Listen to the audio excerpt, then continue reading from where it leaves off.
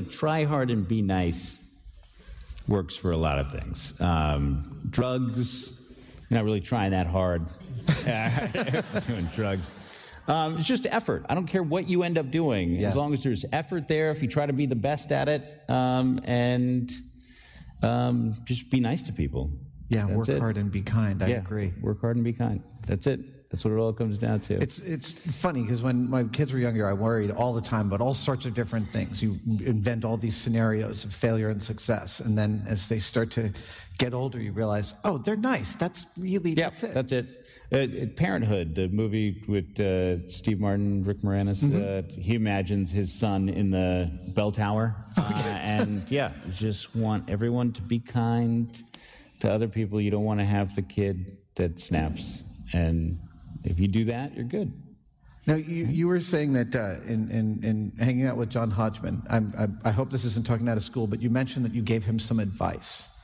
Like you said, you had some internal things that you... Well, I got to see John Hodgman, who's an amazing writer, go out and do stand-up comedy for the first time, so he didn't really have an act. Right. And we went on the road, and so I gave him this crash course in stand-up comedy, but he encountered a heckler, and didn't really know how to deal with it. Right. And it is sort of prison rules. You want to establish, someone's going to yell out, you could lose control of a room very quickly if you don't establish yourself as the authority there. And so gave him some tools to shut people down right away and just said, go at them. And I'm sorry, I think the stock line is, I'm sorry that you've been given the mistaken impression that it was okay to speak, but you need to shut up. And, And you go to do stand-up all the time. If I had a drink on stage, there's going to be drunk in the audience. You go, what are you drinking? Huh? What are you drinking? Let me buy you a drink. And you have to deal with that guy right away and make it clear to the other people that there's no talking. So, I'm glad you asked. I'm drinking a glass of shut the up. And it sounds, again, it all sounds horrible, but in the moment, it's good. It really works. Paul Mercurio told me that the audience is a 7-year-old child. They have, and you have to deal with them like that. Yeah, you have to tame a large group of people. I mean, I can't even imagine that.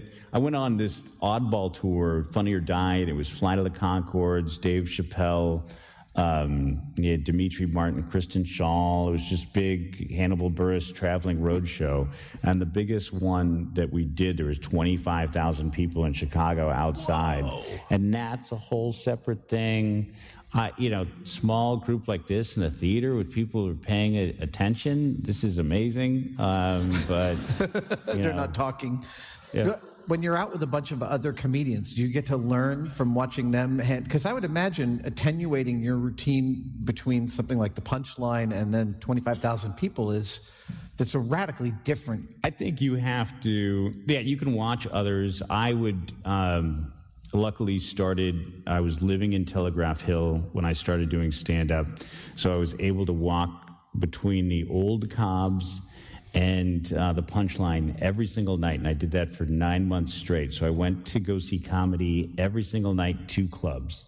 And so I walked to one and had a little group of friends, and we'd go and I'd stand out and I'd see every single comedian that would ever perform there, and watched and learned. Even the ones that I didn't think were funny, they've done something to earn this stage time, so, and would learn from just the cadences and how they carried themselves. And but being in front of 25,000 people, that's something you have to sort of experience for yourself. But I mean, I would imagine, do you go slower? Because it takes longer for the... Yeah, it's cleaner lines. Like, you can't do more complicated stories, so you do your simpler stuff. Also, every single comedian that was going up, Hannibal Buress had a DJ and background dancers. Jeff Ross played the guitar. Dimitri played the guitar. Everyone had a thing, and they were filling up the stage. And I was the only idiot that walked up and just attempted to speak into a microphone. At one point, Kristen Schaal had, Flight of Conchords guys came out and dumped water on her while she did this flash dance thing, and they were making it into a production. And, but not you. No. I picked the worst style ever. And just, hey, everybody, I'm Al. How are you? And 25. It ended up, you figured it out after a while. Yeah. But, yeah.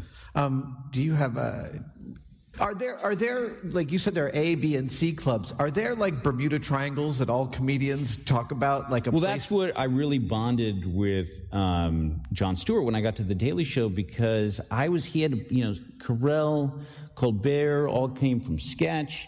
Wyatt was more of an alternative comic. John Oliver is coming from England. I was the only comic that had done all of these horrible gigs that he also went through. I taught my son how to swim in the Tropicana pool, like next to a Band-Aid.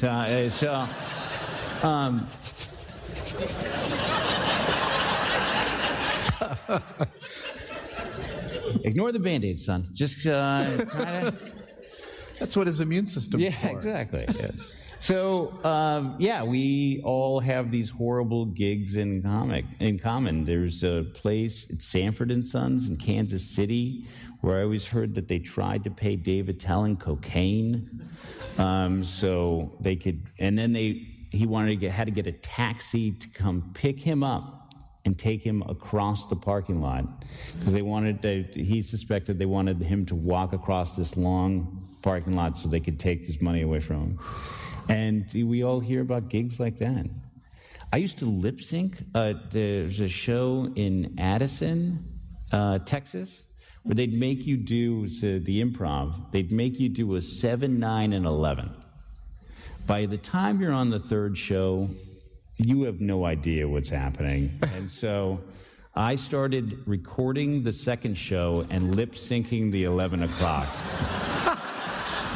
That's its own kind of surrealist masterpiece. It was way more difficult because the staff would love it, because I'd sit in the back with headphones and I'd memorize all of the crowd work that I did. So I was looking down at a completely different group of people, going, "How long you been pregnant, ma'am?" And just like, what the f- are you talking about? Nobody's pregnant. I'm not pregnant at all.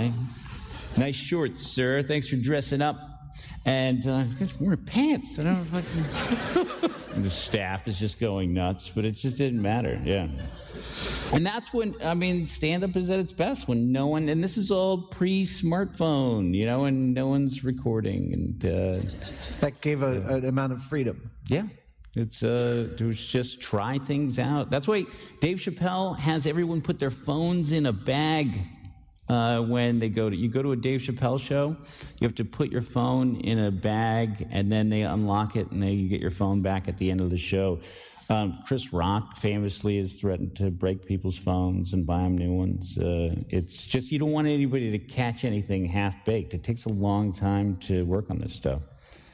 How many hours does it take to well, that's probably an unknowable question. Yeah. There's the comedians now that are keeping a pace where they are turning out a new special every single year. And that's the thing, is that when I was a kid, there were comedians who made entire careers off the same 30 minutes of material. Jay Leno famously just does one act. Never did a stand-up special, so he could just keep doing that act. Wow. I think this is a great time to start taking questions from our audience. Yeah. Hopefully there's no hecklers in it. We have microphones traveling around the theater. If you have a question for Al, raise your hand and a microphone will come over to you. This first question is in the front row, in the center. Hi, Al. Thanks for coming today. Hey. One thing we didn't talk about tonight is I'm Dying Up Here, which I really enjoy. Oh, thank you so much. And I was wondering, you're a play comedian in the Sunset Strip on the 70s. You grew up in San Francisco, kind of on the young side for the Clement Street comedy clubs. But I became friends with, just to jump in, I became friends with all these older San Francisco comics. So Bob Rubin and, I grew up on the same block as Michael Meehan and Mike Pritchard. So I got to hear a lot of the stories, but I missed, the zoo and other cafe and all the cool San Francisco clubs. So my question is, you jump in the magic time machine and you could start your career at any point of comedy, particular cities or times. What would be your choice? Yeah, I'd probably pick that sort of late 70s. Cell phones would be great. Maybe like 82, right? So you could have one of those big clunky cell phones. And yeah, it would be, there was just a lot of stand-up out there. But yeah, 80s seemed like it would be fun. And yeah, how about you?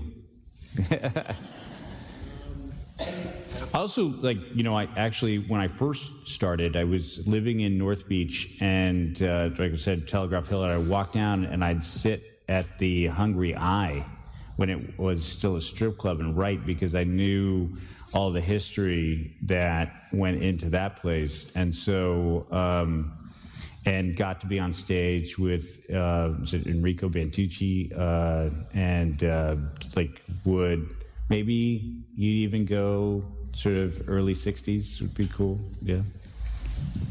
Well, obviously you've accomplished a lot, and I'm just wondering, what's your dream gig going forward? Oh my God. Well, I joke that I want to be ethnic lab rat on an NCIS or Law and Order, right? Best gig ever.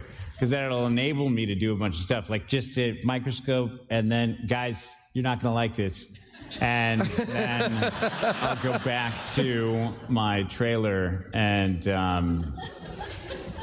that's a sweet gig. Work on all my other but I am I'm so lucky to be able to do it hasn't really officially been announced, but I'm going to be working on a comic book. I'm writing a movie, and I'm getting to sort of do all of the stuff that I wanted to, and thanks to stand-up, that allowed me to, get introduced to a lot of people that are helping me out. Amazing. So, and then, luckily getting to work with cool people is a big thing. So once you forget, you stop thinking about the money part and just sort of imagine, okay, I just want to work with nice, talented people.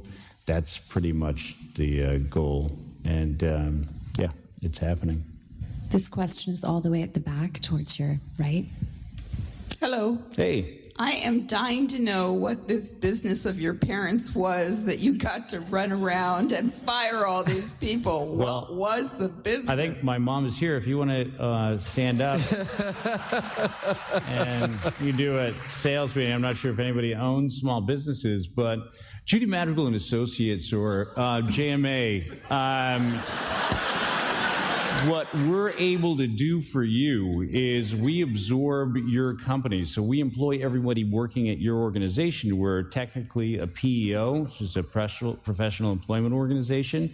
So we hire everyone at your company to work for us, but we take care of all the dirty work, workers' comp, your benefits, your payroll. You get to concentrate on your day-to-day.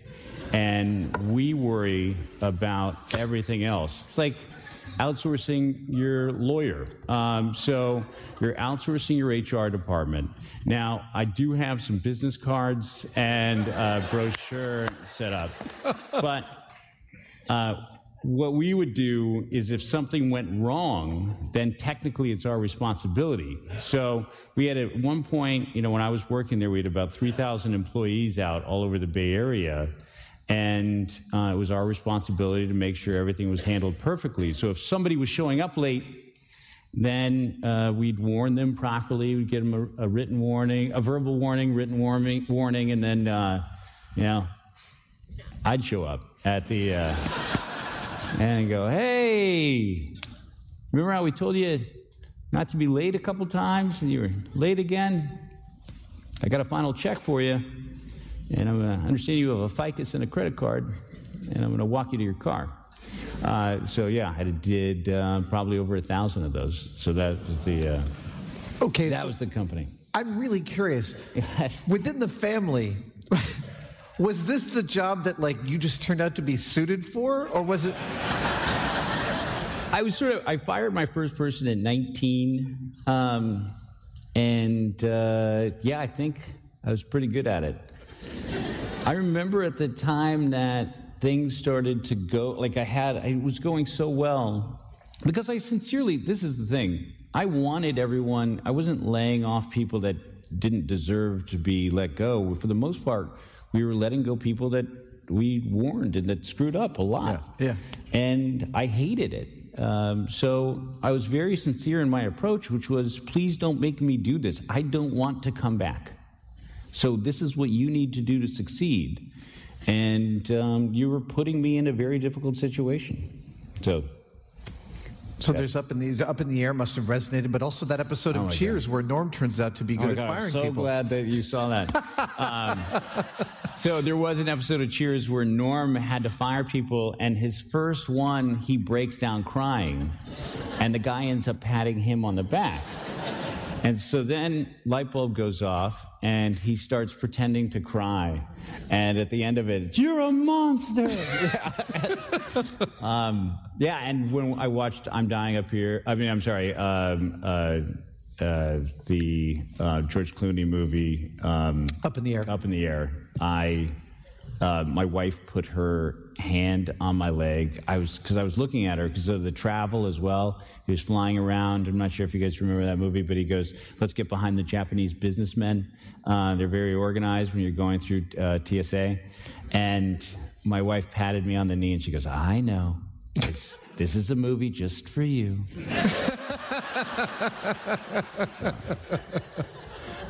My family, if you travel a lot in the height of just taking 3 other people that are inexperienced travelers or just don't travel as much with you when you're a well-oiled machine is it difficult. slows you down. Yeah. Like, guys, come on, there's a hole over there. Shoot to the left, let's go. I got pre-check. I'll see everybody later. I can't take this. Hi. I was just wondering when you first realized that you're funny, and if you remember maybe the first joke you wrote or told that you were truly proud of. I'm so excited to talk about this because he is here. Is Uncle John here? Where are you? Where's my Uncle John? Say something. Hey. Oh, he's right there in the middle. We were just talking. So I told these 2 jokes last night, but this is the first joke I remember hearing, and you didn't even remember telling me these, but he told me 2 jokes. My Uncle John and my dad were always very, very funny. And he told me 2 jokes that I remember thinking, oh, this is hilarious. And they were really long. I'll tell you, I told it yesterday, so I should be pretty good at it. But this is do you guys want to hear the joke? Yes. All right. So a husband and his wife are on this big cross-country trip in their car, and they got the luggage on the roof, and the car is dirty. And they're in a gas station. They pull in Arizona. And they've got Georgia plates. They pull into, this is how old the joke is. They pull into full service. And the attendant comes up to the window, and he says, what can I get you, folks? And the guy says, fill it up with unleaded. And the wife, who's hard of hearing, says, what'd he say? And he says, honey, he wanted to know if we wanted it filled up. And so I said, yeah, fill it up with unleaded. And she goes, oh, okay. And the guy fills it up. He comes back, and he goes, folks, I noticed you're on the road trip. You want me to check your oil and your water? And he goes, yeah, that'd be fantastic. Thank you so much. What'd he say? Well, he asked if I wanted the oil and the water checked. And then I said, yeah, that'd be great. And he knows we were on the road trip. Oh, okay. And so the guy comes back. And he goes, hey, guys, I noticed the Georgia plates. I'd been, a lot of places, traveled quite a bit. And I've been to Georgia. Where in Georgia? He goes, oh, you never heard of it. Very small town. 14 people, just tiny. And he goes, no, don't try me. I've been a lot of places. I might know it. And he goes, well, it's Atwater, Georgia. And he goes, Atwater, Georgia? No. Oh, my God, this is crazy. I'll never forget it because he says, the most disgusting woman that I've ever had sex with. Atwater, Georgia. I mean, vile, just nasty, smelly, just a disgusting, just vile woman. And it's crazy. Small world, huh? And then they drive away. And the wife says, "What'd he say?" And the husband says, "He says he knows you." So that's the joke that my Uncle John told me when I think I was like 9 years old. That's the other thing. It's like the most disgusting woman. And so, I remember thinking that my dad and my uncle were hilarious. They would prank call my grandmother nonstop and do voices, and I thought they were very, very funny. And then I grew up on a block with comedians. I think it's so important, and I try to go out and I talk to as many kids. I'm trying to start the Latino Comedy Festival, which I'm introducing people. I had the showcase that got Melissa Villaseñor on Saturday Night Live. I'm trying to tell a bunch of younger kids that this is a job, and I was so lucky to have be on the same block as Michael Meehan and Michael Pritchard, and then Bob Sarlott. I'm not sure if anybody knows, went to my high school, and so Bob Sarlott would play Letterman tapes, and I was like, this is amazing. I remember watching SCTV through a grainy sort of television on Channel 26. Remember Channel 26? I always just loved comedy, but I think the biggest thing was for me to realize that it was a job, and from the guys on my block and Bob Sarlott, I think that is a great place to stop. Will you guys thank me in welcoming Al for being here tonight? How did you? Thank you so much, sir. That was great. Awesome. You've been listening to Al Madrigal in conversation with Adam Savage. This program was recorded at the Norse Theatre in San Francisco on November 10th, 2018. These broadcasts are produced by City Arts and Lectures in association with KQED Public Radio, San Francisco.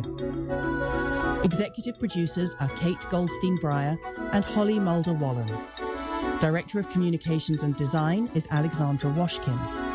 Production and Communications Assistant is Juliet Gelfman-Randazzo. The Post-Production Director is Nina Thorson. Norse Theatre Technical Director, Steve Eckerd. The Recording Engineer is Jim Bennett. Director of Radio Affiliate Relations, Eric Blangsted. Theme music composed and performed by Pat Gleason. City Arts and Lectures was founded by Sidney Goldstein. City Arts and Lectures programs are supported by the Grants for the Arts of the San Francisco Hotel Tax Fund. Additional funding provided by the Wallace Alexander Gabodi Foundation, the Mimi and Peter Haas Fund, the Bernard Osher Foundation, and the Friends of City Arts and Lectures. Support for recording and post-production is provided by Robert Mailer Anderson and Nicola Miner. To attend a live program, see who is coming next, or find out more about our podcast, visit our website at cityarts.net. That's cityarts.net.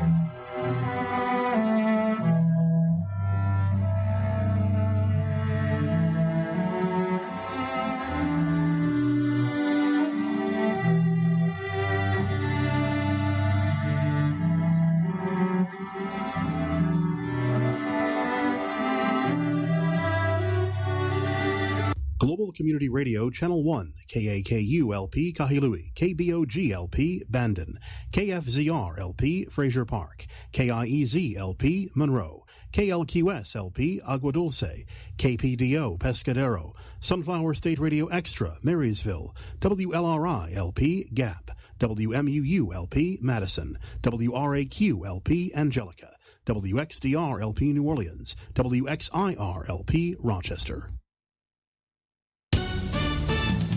This is VOA News. I'm Nicole Livas. White House officials and congressional aides will meet again Sunday to continue discussions about how to end the partial government shutdown that has affected hundreds of thousands of federal workers and caused delays and inconvenience for American citizens. The shutdown has now entered its third week. The crux of discussions is border security. President Donald Trump is adamant that he wants $5.6 billion to build a wall on the U.S. border with Mexico to block undocumented migrants from trying to enter the U.S. Maryland Senator Chris Van Hollen delivered the weekly radio response to President Trump on Saturday. The president hasn't even spent all the border security money already allocated by Congress, and now he's demanding billions more than he asked for in his own budget request for this year. Political science professor Jacob Nyheisel at the University of Buffalo says budget negotiations mean give and take on both sides, but the outcome of this shutdown may rest on public opinion. I think that's historically what we've seen. We've seen people digging in their heels until it starts to look like it's going to hurt them in the next electoral cycle. Congressional Democrats have vowed not to give the U.S. leader any money for the wall. House Speaker Nancy Pelosi has called the wall immoral. A top admiral at the Pentagon, Rear Admiral Kevin Sweeney, resigned Saturday, just days after his former boss, Jim Mattis, left the Defense Department. In a statement, the Chief of Staff to Secretary of Defense said it was an honor to serve again alongside the men and women of the Department of Defense. Former Defense Secretary Mattis announced his resignation in December and left earlier this month. A U.S. trade delegation has arrived in Beijing for 2 days of talks. They'll focus on how best to carry out an agreement reached by U.S. President Donald Trump and Chinese President Xi Jinping to postpone new tariff hikes. On December 1st, the two leaders agreed to complete talks about technology, intellectual property, and cyber theft issues within 90 days. This is VOA News. Elections officials in the Democratic Republic of Congo holding a meeting Sunday after delaying the announcement of the results of its presidential election. Corneille Nangaa with the Electoral Commission said they received only 47% of ballots from polling stations across the vast Central African country, which lacks a well-developed road network. He also said the system of manually collecting and compiling vote totals is not helping. The delay is the latest problem in the chaotic December 30th election to pick a successor to President Joseph Kabila, who's been in power since his father was assassinated in 2001. On Friday, U.S. President Donald Trump said 80 U.S. military personnel and appropriate combat equipment had been deployed to Gabon to protect U.S. assets in possible violent demonstrations. Massachusetts Senator Elizabeth Warren is testing the waters in Iowa for a possible U.S. presidential bid with a speaking and listening tour through the important state for 2020 candidates. AP correspondent Julie Walker. Senator Warren talked about her plans for the country, which include investing in education, healthcare, and housing. We should dream big, fight hard, and take back our country. But the first audience question was about Warren's DNA test and President Trump. I can't stop Donald Trump from what he's going to do. Then she pivoted back to her message. What 2020 is going to be about is not about my family. It's about the tens of millions of families across this country who just want a level playing field. Senator Warren's swing through Iowa continues through the weekend. I'm Julie Walker. The Taliban has said its engagement with the United States for negotiating an end to the war and illegitimate occupation of Afghanistan remains on track, ruling out once again any direct peace talks with the government in Kabul. A Taliban spokesman told VOA a new round of discussions with the U.S. is in the cards, but dates and a venue have not yet been determined. He was responding to and rejected as false claims reports that insurgent negotiators were planning to hold direct talks with Afghan officials in Saudi Arabia later this month. French security forces fired tear gas and flashbang ammunition at protesters during a march through central Paris on Saturday, as several thousand supporters of the Yellow Vest movement kept up pressure on President Emmanuel Macron with the first action of 2019. Smoke and tear gas wafted above as riot police moved front and center when protesters deviated from an officially approved path. These demonstrations started on November 17th due to mounting dissatisfaction about fuel tax hikes and the high cost of living, as well as the president's leadership. I'm Nicole Livas, VOA News.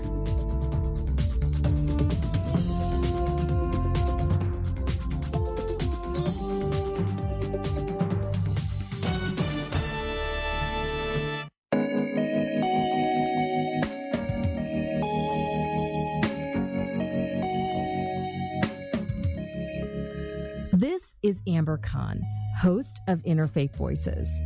I'm starting out a little differently this week because, well, this show is different.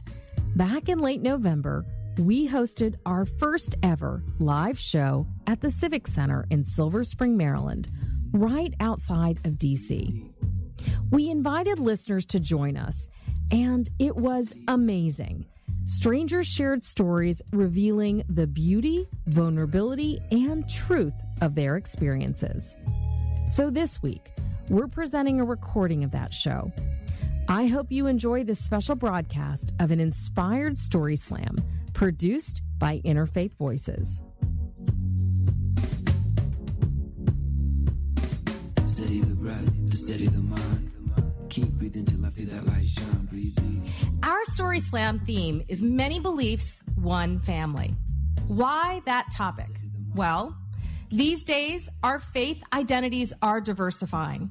And so it's not uncommon for a family gathering to include members from a variety of faith traditions or none at all. People with competing beliefs and attitudes. How we navigate those relationships can be at times beautiful, hilarious, or even complicated. Sometimes it even makes us feel alone. Many of us are looking for a chance to connect. And we thought, what better way than to share our stories? So welcome. As you know, we are going to be talking about a topic that is near and dear to your heart. If you'd like to tell your story, don't be intimidated. Just take that card, put your name down, your hometown, or where you'd like to be from, and fold it up and pass it around. And the basket's going to keep moving. It's going to keep moving because sometimes you don't feel it right away. It comes a little later. Yeah, I see some heads shaking. All right. So we're going to get started and get into the storytelling, which I'm excited about. But before we do that, especially for our listeners, I want us to get just a little primer on some of the joys and challenges of living in multi-faith families from our guest, Susan Katz-Miller. Now, she's an author, speaker, consultant, coach, and interfaith activist. That's a mouthful. You're busy. Working to create spaces for interfaith families and people with complex religious identities.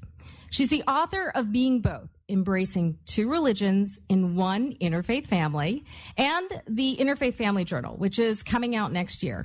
Susan, welcome to Interfaith Voices. Thank you for joining us. Thank you. I'm really excited about this format and hearing from a lot of other people. Absolutely. Well, I hope we're going to hear from a lot of other people. So hold those pens, get ready. We want to get started. I just laid the context of where we are. We're in Silver Spring. It's a diverse community. But at the same time, it hasn't always been that way. And I know you have this book. The title caught my attention. When I got married 20 years ago, I know I was looking for a book like that. Yeah. Can you give me a little backstory? Why? Why did you write this book? Sure. I'm an interfaith kid. I have a Jewish parent and a Christian parent. And when my husband and I got married, we moved to West Africa. And there I found myself to be a nice Jewish girl married to a Protestant boy working for a Catholic organization in a Muslim country. And the rest of my life is kind of unrolled like that. And I don't think it's a coincidence that I chose this community in which to raise my kids. This is becoming the norm in large metropolitan areas, that we do love across those lines. We meet each other at work, we go to school together, and this is what happens. So. I have to ask, what was it like growing up? So my parents chose one religion, which is what most traditional religious institutions and clergy will still encourage you to do. My husband, and so they raised us in Judaism. I consider myself a Jew. But my husband and I made a different choice, which was to raise the kids with both religions, which was very controversial. And my first book is about this movement, kind of a grassroots movement of people saying, you know what, we want to honor both. We want to do both. We don't care that much what the religious institutions are telling us anymore. And I think this has been a contributing factor in people leaving a lot of those more traditional religious institutions, as well as issues of, giving roles of power to women and LGBTQ issues, but not accepting the idea of interfaith marriage has been a problem. And so people are just going to do it anyway. And that's what we see. And for me, that is invigorating and joyful because people are kind of creating ways of being together that haven't occurred before in history and that can be very inspiring. I'm struck by two things that you just said. You described at a time in which religious institutions were pushing for singular expression or making a single choice. Can you speak more to that? I think that the narrative was that children would be confused if you tried to give them religious literacy in more than one religion, if you tried to give them interfaith education. And I think now what a lot of people are seeing is that all of our children need interfaith education, whether they have parents from one religion or two or three or no religion. I mean, even if you have two atheists, often they see that their children need that kind of basic literacy in religion and culture in order to understand the people living around them, their classmates and their coworkers as they grow up. And as you're describing that interfaith education and creating a new space, I want to go back to what you and your kind of the cohort that you kind of created, the group that you pulled together. What did you all seek to do? What did you want to do differently? And what were you trying to do? So in this first book, I'm a journalist. I'm a former Newsweek reporter. So there's a memoir thread that runs through it, but also I went across the country and there are groups doing this, specifically Jewish and Christian interfaith family groups, giving kids literacy in both in a lot of major cities, Chicago, New York, Washington, and I interviewed both and surveyed both parents and children about their experiences to try to find out why were they doing this? It seemed like it was harder. Isn't it easier to just pick one? And in some ways it is easier to just pick one, but the benefits of doing both were so strong that a lot of people wanted to do it even when there was resistance. And so that was interesting to me, as a kind of like an observer, as a journalist, to try to figure that out. And as you were traveling around the country and talking with folks that are part of this network, how can you give us some context? How have things changed from the time that you started organizing and looking for community to where we are today? How have things changed? There's been a lot of progress in traditional religious institutions. A lot of them are far more welcoming now of interfaith families. And so if you want to pick one religion, it's easier than it used to be because you'll be able to find, a church or a synagogue, a mosque, a gurdwara, whatever your home is that you're looking for. And you're probably not going to be the only interfaith family. In fact, in a synagogue, there may be more than 50% interfaith families at this point. So, as we, interfaith families, have become more demographically important, that has, an effect on the policies, on the mood, on how you are welcomed. Do you see institutions changing policies because they are trying to keep congregants within the institution? Absolutely, but it's not simply a sort of cynical numbers game. It's often, we all have interfaith marriages in our extended families now. So even if you're a very traditional religious leader, you may have a niece or a nephew who's in an interfaith relationship, and inevitably that affects you. I'm sitting with the kind of the amount of change that has happened, but the challenges, some of the common challenges that couples may find themselves facing. I'm curious what some of those are. As you were traveling, and particularly with your journalist hat on, what were some of the common challenges that you found when you would have these conversations? Often the challenges come from outside the nuclear family.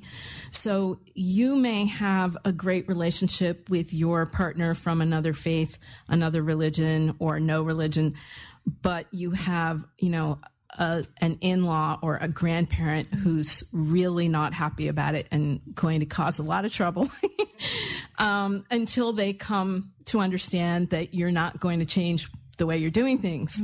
Or the challenge may come from those institutions. If you're trying to access religious education for your child, or clergy to officiate at life cycle ceremonies, and they're not coming along, they're not willing to do it because you're not committed enough, or you're not committing your children, or, just simply the fact that you're in an interfaith relationship, then that causes stress, obviously. But again, those stressors tend to be from outside the partnership, the family.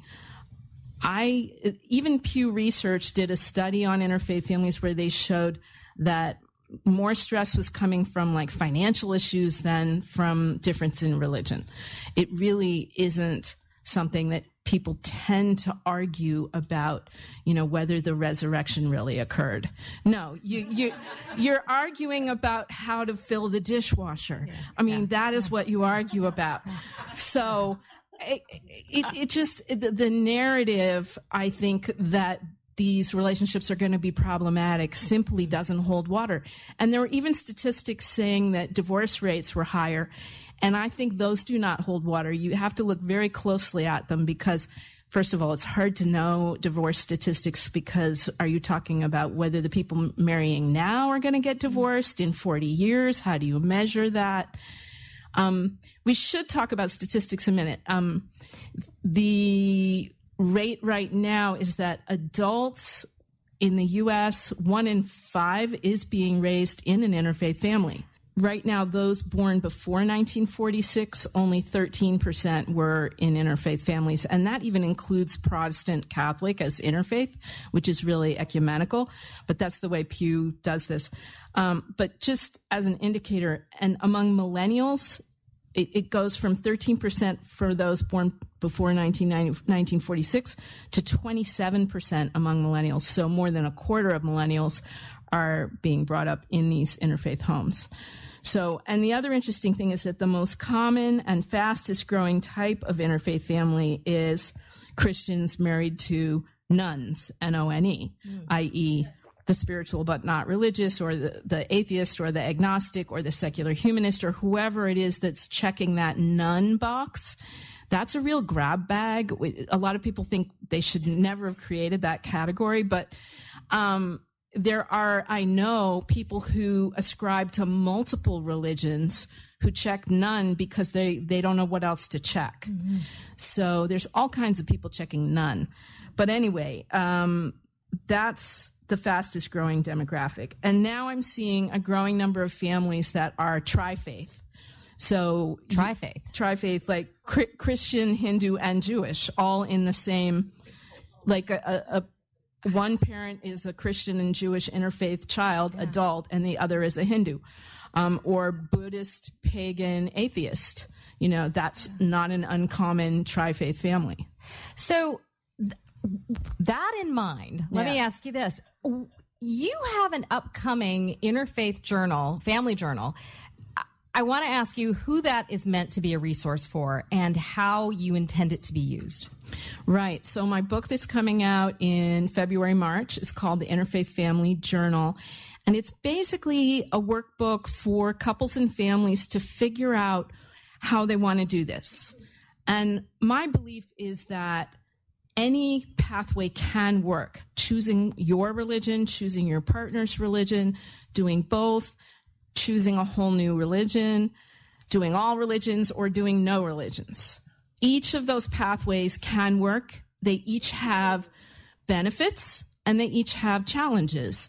And it's really a very personal thing. You have to figure out what you're bringing to the relationship, what your partner's bringing, where you want to go together, what resources you have locally, what your extended family is saying. All of that gets factored into figuring out what your pathway should be. So the journal takes a couple or a family or a single parent with a child who is coming from another religious culture through the process, which I have it structured in a journal where it takes 5 weeks. And there's questionnaires, there's interactive exercises, and there's creative activities that will help you to figure out how you want to do things right now. That doesn't mean it's not going to change. all of us change throughout our lives. Pew has shown this. People leave religion. People suddenly connect to a new religion. You may need to refigure this out when your child suddenly has an opinion and tells you they don't want to do it the way you and your partner decided to do it. So there's many points. Or a parent may die, and that could inspire a different approach to religion in yourself. So, can you give an example of the kind of activity that you're recommending in the journal? Sure. So, for instance, I ask you to do a list of, say, the holidays that you are currently celebrating from your religious heritage, and then go through them and think about which of them have really religious meaning for you and which are more cultural or secular. Often people haven't really thought about disentangling those. And then you and your partner each have their own journal, and then you exchange journals and you read what your partner wrote. And then you have an interchange where you talk about, well, if you really want to celebrate Hanukkah, am I comfortable with that? What parts of that appeal to me? Which parts of it I need to learn more about? How can you help teach me the parts that I don't understand? All of that interactive part that comes out of it. It almost sounds like premarital counseling. It almost is. And one of the reasons this is needed is because most clergy are not trained to work with interfaith couples. They should be. And I'm trying to get to all of the seminaries and, have them come explain to them how to do this. And a lot of therapists aren't necessarily comfortable dealing with religion. It's not something that they deal with a lot. So it can be hard to find a therapist who feels comfortable with both religious heritages. And my feeling is you can do a lot of this on your own with a little bit of guidance. Susan, thank you so much.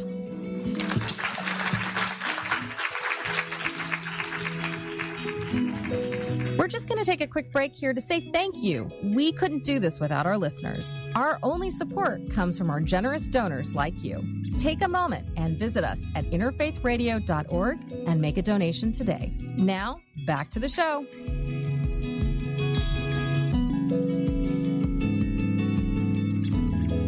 We're going to get moving on. Let's slam. Let's start that slam. Susan Katzmiller, thank you for being here with us. I'm very glad to be here.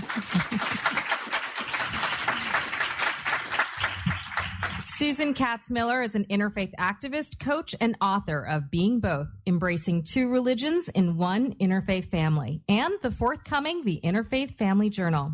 The 5-week program encourages deep reflection, intimate dialogue, constructive ways to engage with extended family, and strategies for connecting with communities.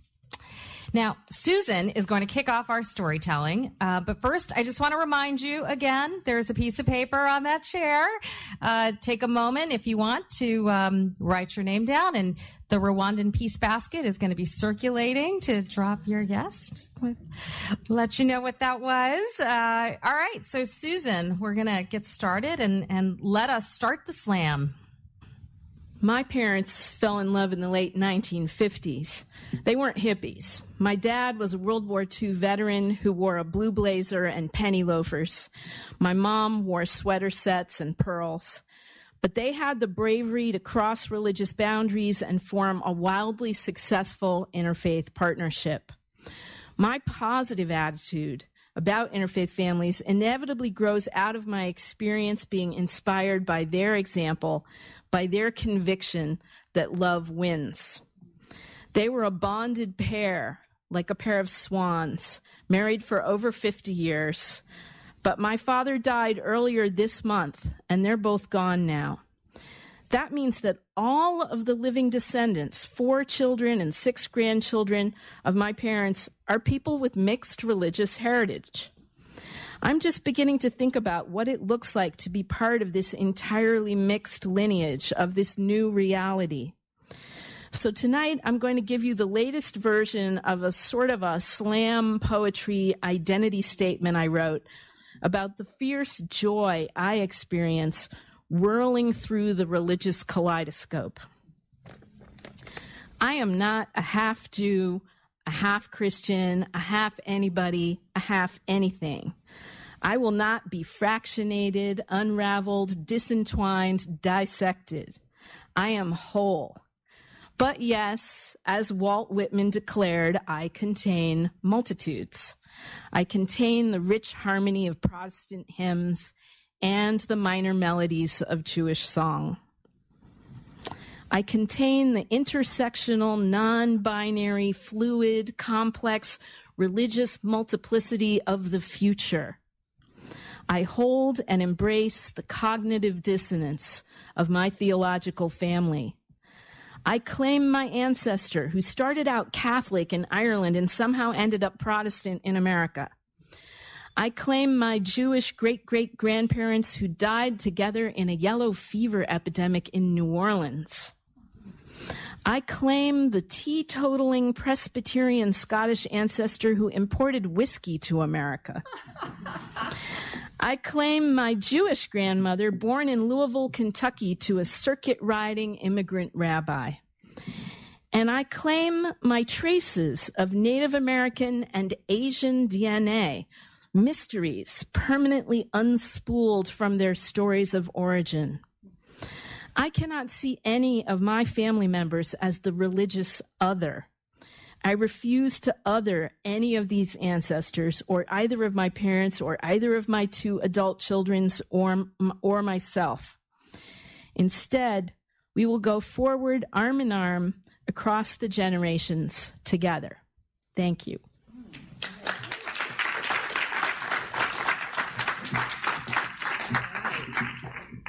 All right, so now we are going to pick a name. First, we're going to hear from Roy. Roy Likes. Come on up. Thank you for sharing.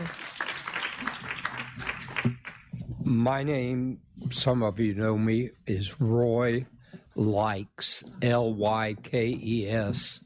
I was born in Laredo, Texas, on the border to Mexico, and I grew up in a population that was 98% Mexican and just 2% Anglo.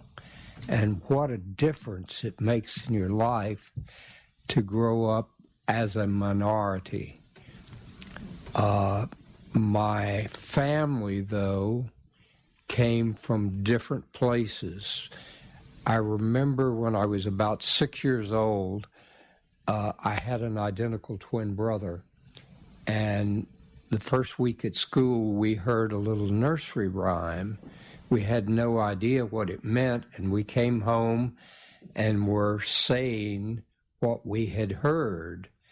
And my father heard us, and he set us down on the sofa, and he taught us a lesson I'll never forget. He said, prejudice is worse than murder, and we will not have prejudice in our household. And I didn't realize how that would affect me for the rest of my life. When I graduated from college, I went to Atlanta, Georgia, and that was my first experience in another community that I knew nothing about. Some years later, like about 9 years ago, I got a call from a cousin in New York. She was at a church, and she called me on her cell phone, and she said, Roy, you're not going to believe this, but I just met a man at a church here in New York City that has our last name, but I know he's not a relative. And lo and behold, she said, you've got to call him. He lives near Baltimore. I'll try to be as quick as I can. This is a land grant from King George II of England, dated March the 6th, 1751.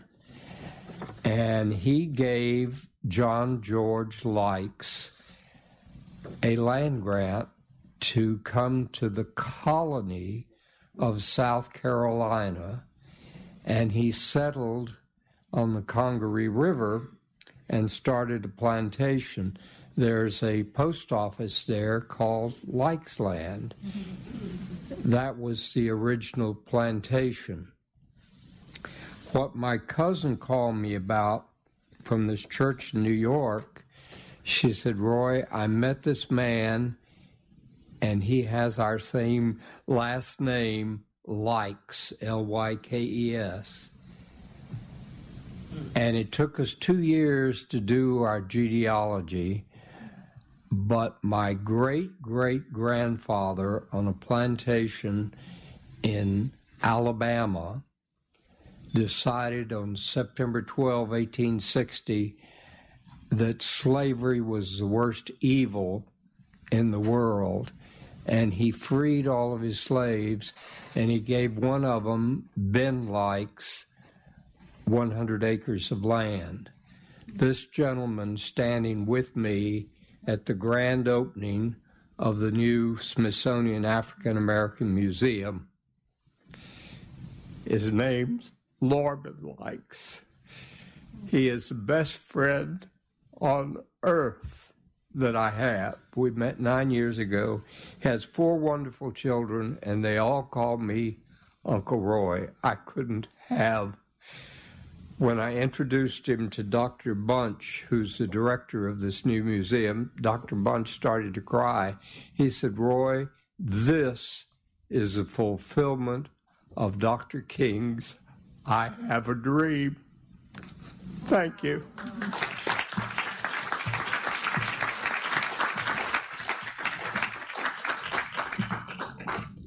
Thank you so much, Roy, for sharing that story. That's amazing. So we are now going to have our next featured storyteller. We have Luby Ismail. She's the founder and president of Connecting Cultures, and she's an inspirational speaker and powerful trainer and an expert on cultural competence. She's known as the go-to Arab and Muslim American expert. She's trusted by the U.S. Departments of State and Justice. She's consults with companies, just to name a few. And now she is working on offering tangible strategies for organizations and institutions interested in confronting diverse disability challenges that they are facing. So, Luby, welcome. Before I tell this story, I want to say that my name is Lubna Muhammad Abdurrahim Ismail, and it was reduced to a 4-letter word, Luby, growing up in a small southern evangelical Christian community, because when they heard my name, Lubna, usually my parents got, what? And Luby has been a term of endearment. I am married to a man whose father was Jewish, his mother was Christian, and he converted 30 plus years ago to a religion that he thought had no issues, to seem a bridge between the two, which is Islam. And we have I can tell you, just coming back from my homeland, Egypt, Monday night, and really had an incredible family reunion with almost 60 plus first cousins. So there is much diversity in our family. But I want to leave you with this, or share with you this story. What are you? I was surrounded by a group of girls in elementary school, and I said, what do you mean? They said, are you black or are you white? Black? White? I never even thought about it. As one girl touched my hair and the other my skin, I blurted, I'm an Egyptian, I'm an Egyptian. Unsatisfactory response. I remember walking home that day, turning up my sleeve and thinking on this side, I guess I could be black. but on this side, I could be white. Thus began my journey, my searching for belonging. You see, in 1968, there were only 2 boxes to check, one black and the other white.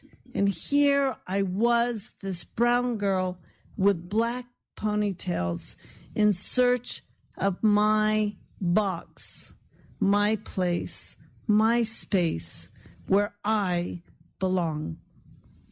1978, my parents took me on a plane across the Atlantic Ocean to the place of their birth, my heritage, Egypt.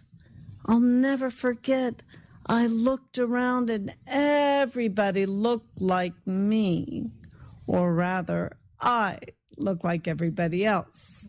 When I said my name, Lubna Muhammad Abdurrahim Ismail, nobody stared, nobody glared. I thought this was it. I had found my place, my space, where I belong, until I spoke. You see, I speak Arabic with a southern, long accent. And then I heard, "What are you?" And I said, I'm an Egyptian. And they said, "I don't think so. You don't talk like an Egyptian, and you definitely don't walk like one." Once again, my journey, my searching for belonging continued, and that was it. I returned to the United States, the country of my birth, and I said, this is where I belong. I received the Daughters of the American Revolution Service Award that I played for Miss Softball America, that I even went to the American University. I mean, how much more American can you get? But one day, as I was leaving the Islamic Center on Massachusetts Avenue, with my hair still covered, someone rolled down their window and screamed, "Go back to where you belong. Back to where you belong." But I belong here. Again, my journey in searching for belonging continued. In 2004, I was diagnosed with multiple sclerosis, a degenerative neurological disease. At first, a cane, then a walker, a wheelchair, and now this, my power chair. My longing to keep belonging, I signed up to coach my daughter's running team, along with other mothers and daughters.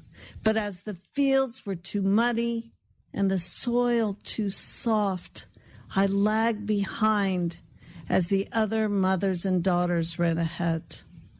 But it was then that my daughter, Layla, turned back to me and said, "Mommy, it's okay. You don't walk with your legs, but you walk with your heart." Heart. There's wisdom in that little girl's words, that we all long to belong, that in spite of the color of our skin, the country of our birth, our abilities or disabilities, don't we all long to belong? So I say to you tonight, in our Inspire moment, for us to remember, let us not just walk with heart, let us talk with heart, listen with heart. When we can live with heart, then we all belong. Thank you.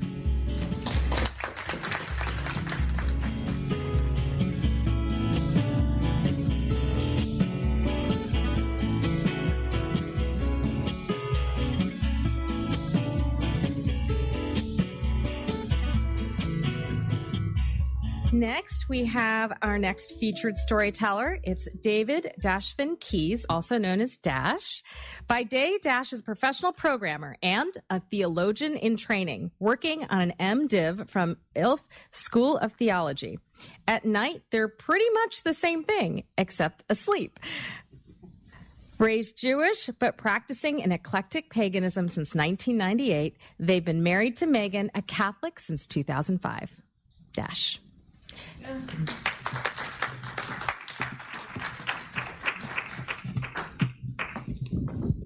So, hi, everybody. I'm Dash, and I am a pagan. I was raised Jewish. My wife is Catholic, just to summarize again. And I actually thought I would tell you all a little bit about our wedding because, as Susan said earlier, it is those life cycle moments where religion and religiosity sort of like rear their head, and you suddenly realize, wait a second, the church isn't going to marry us outside. And we wanted an outdoor wedding. We suddenly realized that, hey, wait a second, we're getting married in Vermont, but Megan, she was living in Pennsylvania at the time, and I was living in Illinois. So we couldn't meet to have the pre-marriage counseling sessions with our priest because we were thousands of miles apart collectively. And so there was a whole bunch of really sort of thorny issues that we were starting to work on right around 2004 when we said, let's do this a year from now. So what we ended up doing was getting married twice in one weekend, which we thought sort of worked out. There's two religions in the family. We might as well just do two marriages. So we started working with the Justice of the Peace. We had effectively a civil union outdoors in a lovely courtyard at Southern Vermont College in Bennington, Vermont. That was where we designed our own wedding. We put all of it together. It had sort of a traditional structure, procession to the front, some words by the officiant, a reading by a family member, some more words, another reading. It felt very familiar to the people who were involved, but we were able to incorporate a few pieces of my faith into that ceremony. We did so. There's a practice in paganism, in Wicca specifically, of hand fasting, literally tying the couple together, not like so they can't get free, just sort of wrapping a rope around their hands clasped together for the ceremony. We just did that. We had my father-in-law do it. He wasn't quite sure what it was or what he was doing, but we just said, here, wrap this around our hands. It'll be fine. So we were able to take pieces of my pagan faith and work it into that sort of more traditional structure so that the people who were attending would feel comfortable, would know what's going on.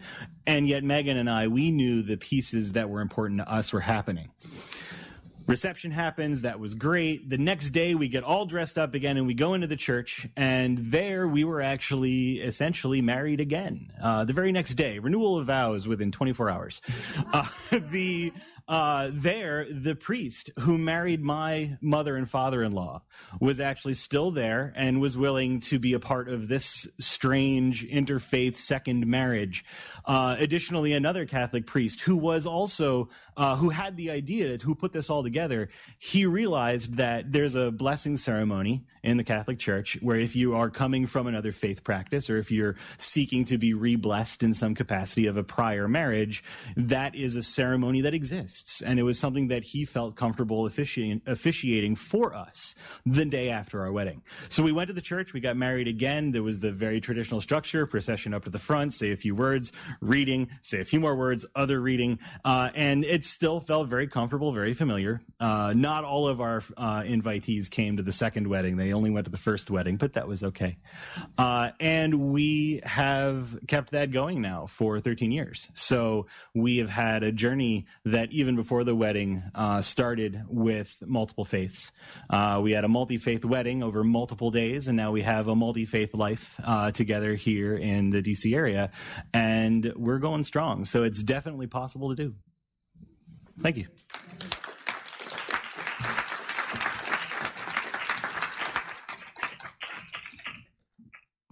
Anyone else have something to share? Come on up. I'm Sandy Morris, and my middle boy went to George Washington, And their first year, they lived 26 kids in a single dorm. They took all their classes together, and it was, I don't remember exactly what it was called, but it basically resolved around ethics. And his best friend was Kamal Sablini, who was a young Muslim boy. And as the years went on and the boys got closer and closer, we became Kamal's parents of record on this side of the Atlantic, because his parents were so far away. And if Kamal had a problem, he couldn't always call home. It wasn't as inexpensive then as it is now to use a phone. And he would come with us to holidays, and we went on vacation together, and he would go home in the summers and come back. The boys lived together after college, and then Kamal joined the World Bank, and eventually he went back to Beirut, and he called one day and he called me Mom. He called and he said, "Mom, I'm getting married." And I was thrilled to pieces, and he told us about Marianne. And he said, "But I have a problem." And I said, "What's that, Kamal?" He said, "It won't really be a wedding unless all of my parents are there." And I said, "I'm getting off the phone, and we're going to find a way to do it." And my son was by then an airline pilot. So we tried to think of how we could do this the best possible way, and we tried to go to Paris, and we tried to go to London. It was Christmas week, and so that wasn't feasible. So we went to Istanbul, and we had a magnificent time. The four of us, my son and daughter-in-law and my husband and I, and then we went to Beirut, and when his mother and I met, we were both in tears, because she knew I was his mother. I knew she was his mother. And he's still a part of my family. He now lives in McLean, Virginia. He still works for the World Bank. I now have 2 additional grandsons whom I love dearly. And we are one family.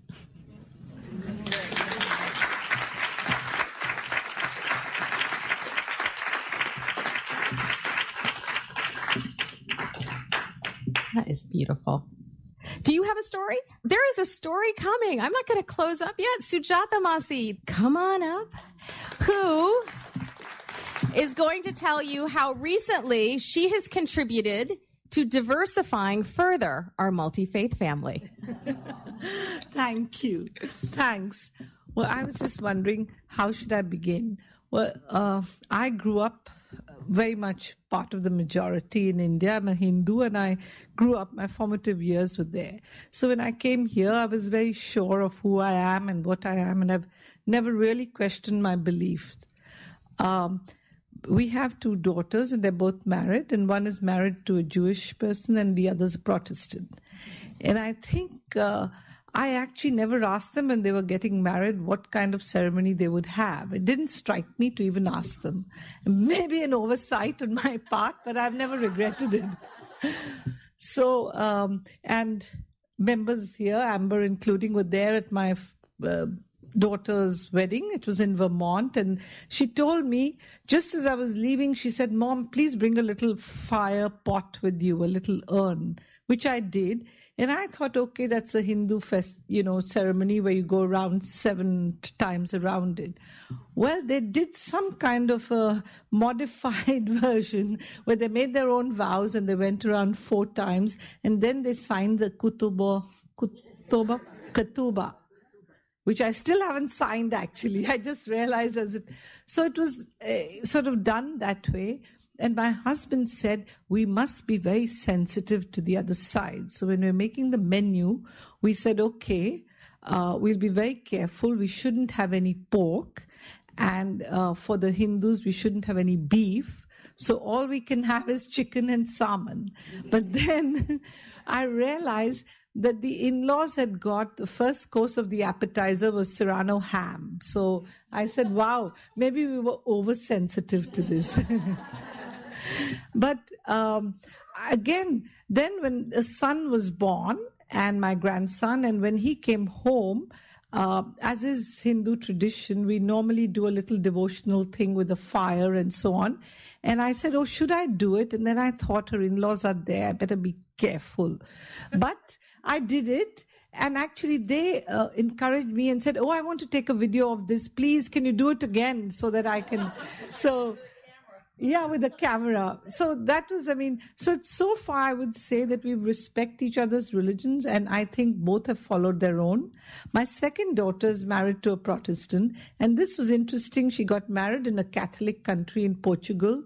They brought a Hindu priest from London to come there because he would speak English, and which was what the audience would understand. And it was very interesting because when the Hindu priest was translating into English many of the vows, my friends looked at me and said, we never really understood our vows because ours are taken in Sanskrit. It's like Latin. So thank God this translation came by.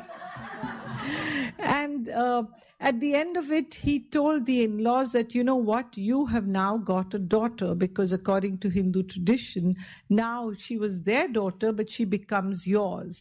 And of course, her father-in-law has a great sense of humor, partly Welsh and partly English, said, oh, that's lovely. So now I can ask you what to cook at home. And so it began. And I think over the years, I've said, when we celebrate festivals, there are three things in common, regardless of which religion it is.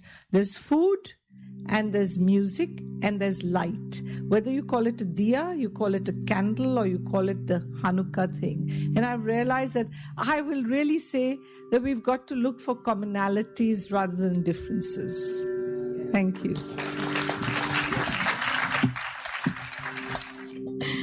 That's all we have time for at this Inspired Story Slam. If you've enjoyed this event and want one in your community, let us know. Email me at amber@interfaithradio.org. Thanks so much to our featured storytellers, Lubna Ismail, David Dashvin Keys, and our special guest author, Susan Katzmiller. And of course, our founder, Maureen Fiedler. Thanks to all of you who bravely came up and shared your stories about what many beliefs, one family means to you. Give yourselves a round of applause.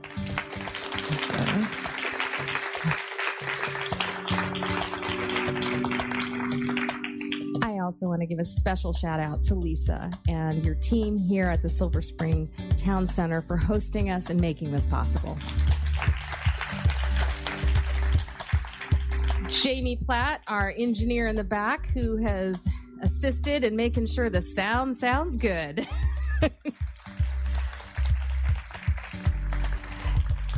And although you didn't get to hear it, but you will on the broadcast, MC Yogi for our theme music.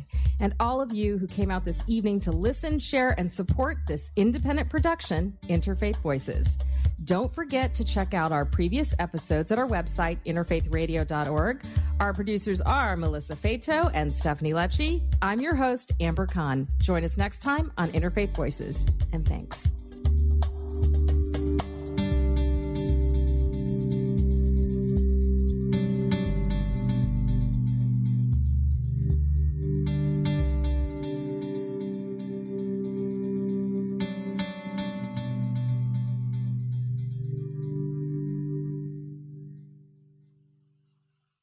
This is Global Community Radio Station Manager Jake Longwell. First, I'd like to say thank you to all of our partner stations for rebroadcasting GCR programming in their local communities. GCR is proud to offer its programming absolutely free of charge to community radio stations everywhere. While your local station doesn't have to pay for access to GCR, it does have many more expenses which must be covered in order to remain on the air. GCR would like to take this opportunity to encourage you to support community radio. Most GCR partner stations rely almost entirely on the voluntary support of listeners just like you who appreciate quality commercial-free programming, music and perspectives not found anywhere else on the local radio dial. Please contact your local community radio station today to find out how you can pledge your support. Donations in any amount will always be greatly appreciated, so please give to community radio and give generously. Thanks for your support.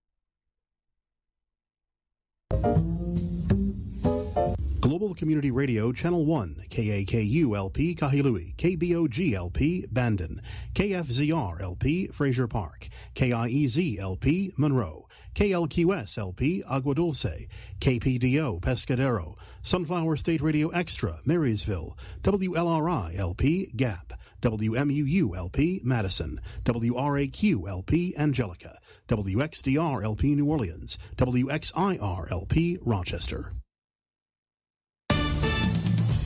This is VOA News.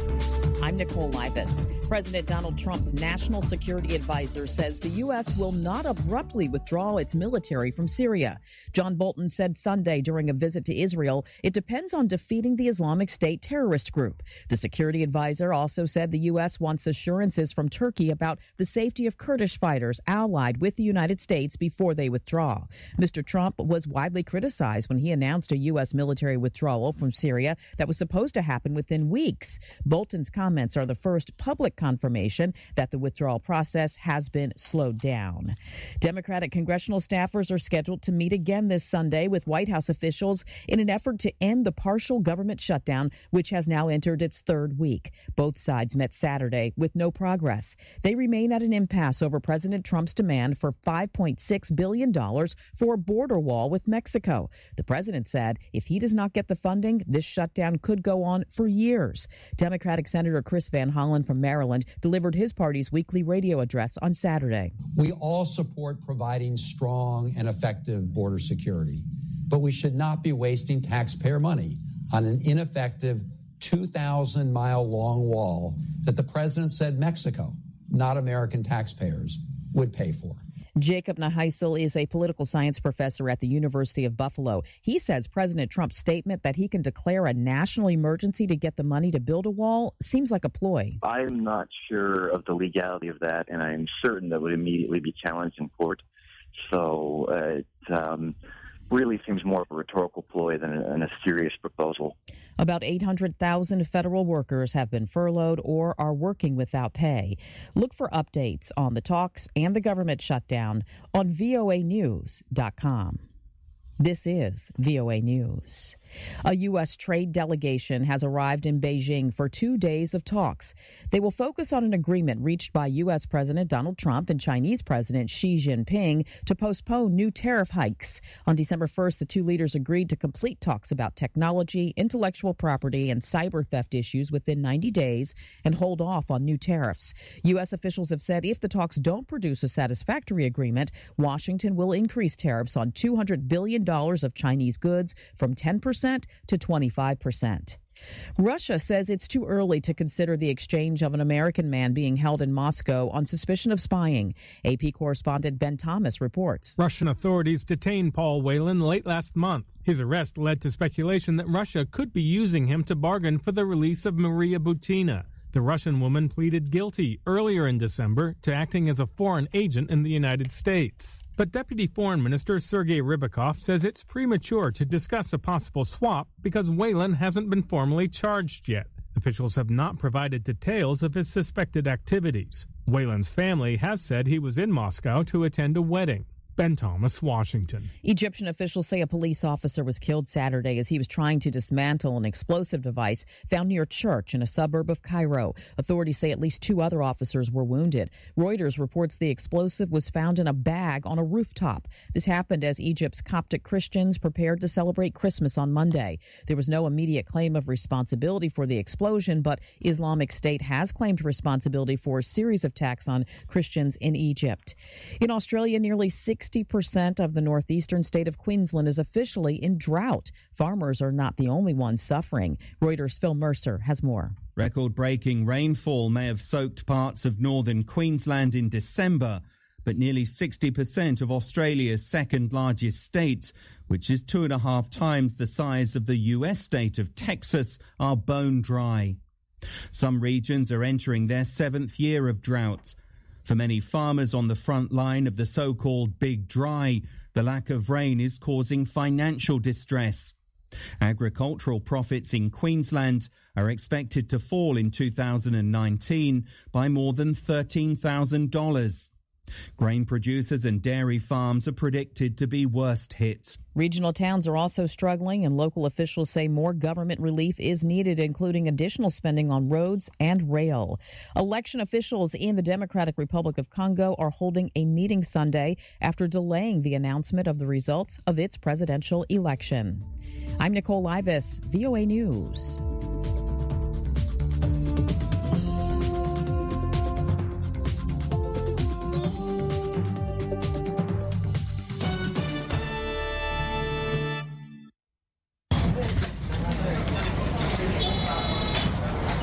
Hello from me, Andrew West, and welcome to the Religion and Ethics Report, where I'm beginning the year in frosty but beautiful Budapest, the capital of Hungary. If you could see me, you'd know that, for me at least, this is a city of cakes and cafes, but it's actually the centre of a debate that's roiling Europe. Who belongs here, and can diverse ethnic and religious communities live together? And the really interesting thing is that some of these questions are being raised by unlikely people, including the man you're going to hear today. Michael Ignatieff is one of the world's leading intellectuals. He's taught at Oxford and Cambridge and Harvard, and he's literally a career liberal. Michael was a member of Canada's Parliament and the leader of the Liberal Party, although that didn't end well because he admits he lost the 2011 election rather badly.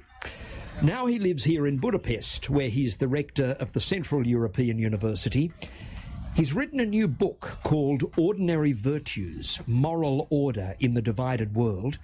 And as you'll hear later, this committed liberal is rethinking some cherished beliefs about diversity. But we began by discussing the spat that Michael Ignatieff is having with the government of Hungary. Nice to be here. Michael, I believe this, by the way, is the second time in your rather long and distinguished career that you've been the leader of the opposition. The first, I think, was about 10 years ago when you were the leader of the Liberal Party. Now, as the rector of the Central European University, I think the Prime Minister Viktor Orban sees you as the leader of the opposition. Not quite the loyal opposition, though.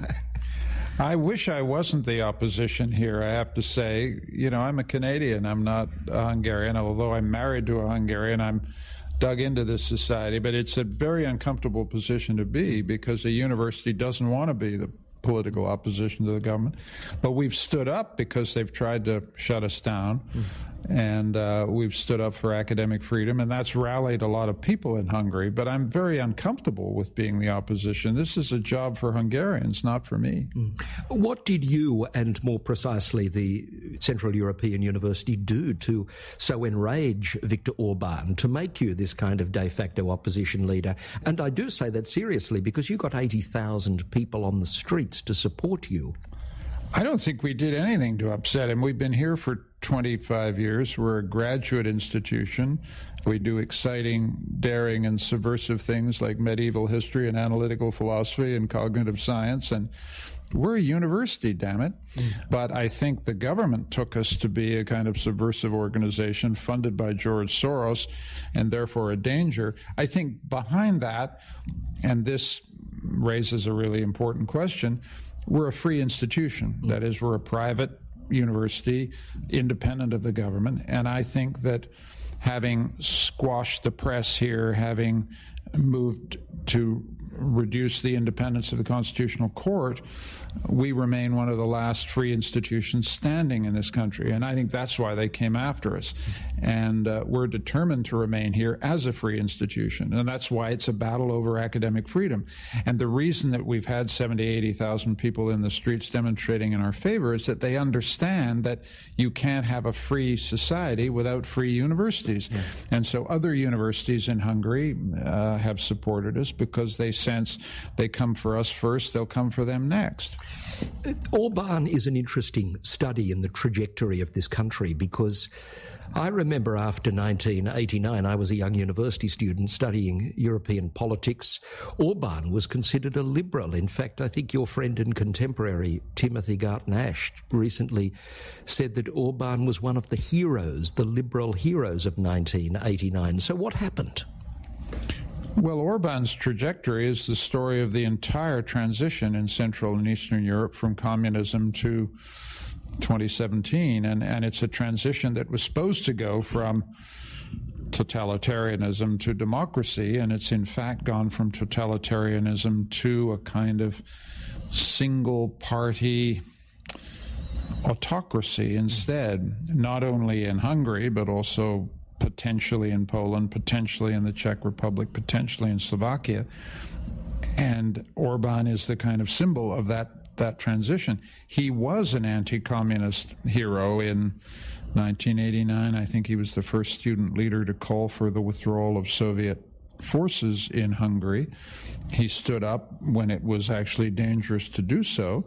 He was also a recipient of a scholarship from George Soros to go to Oxford, and now has turned against his benefactor in a manner which suggests that this is a very, very personal kind of revenge drama. He's tacked very solidly to the right. We are now defending Christian civilization against the Muslim hordes here. We are now consolidating conservative family values against liberal Western multiculturalism.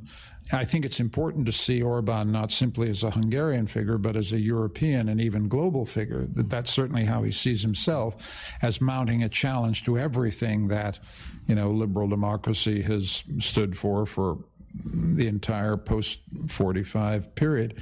So that's what makes this interesting.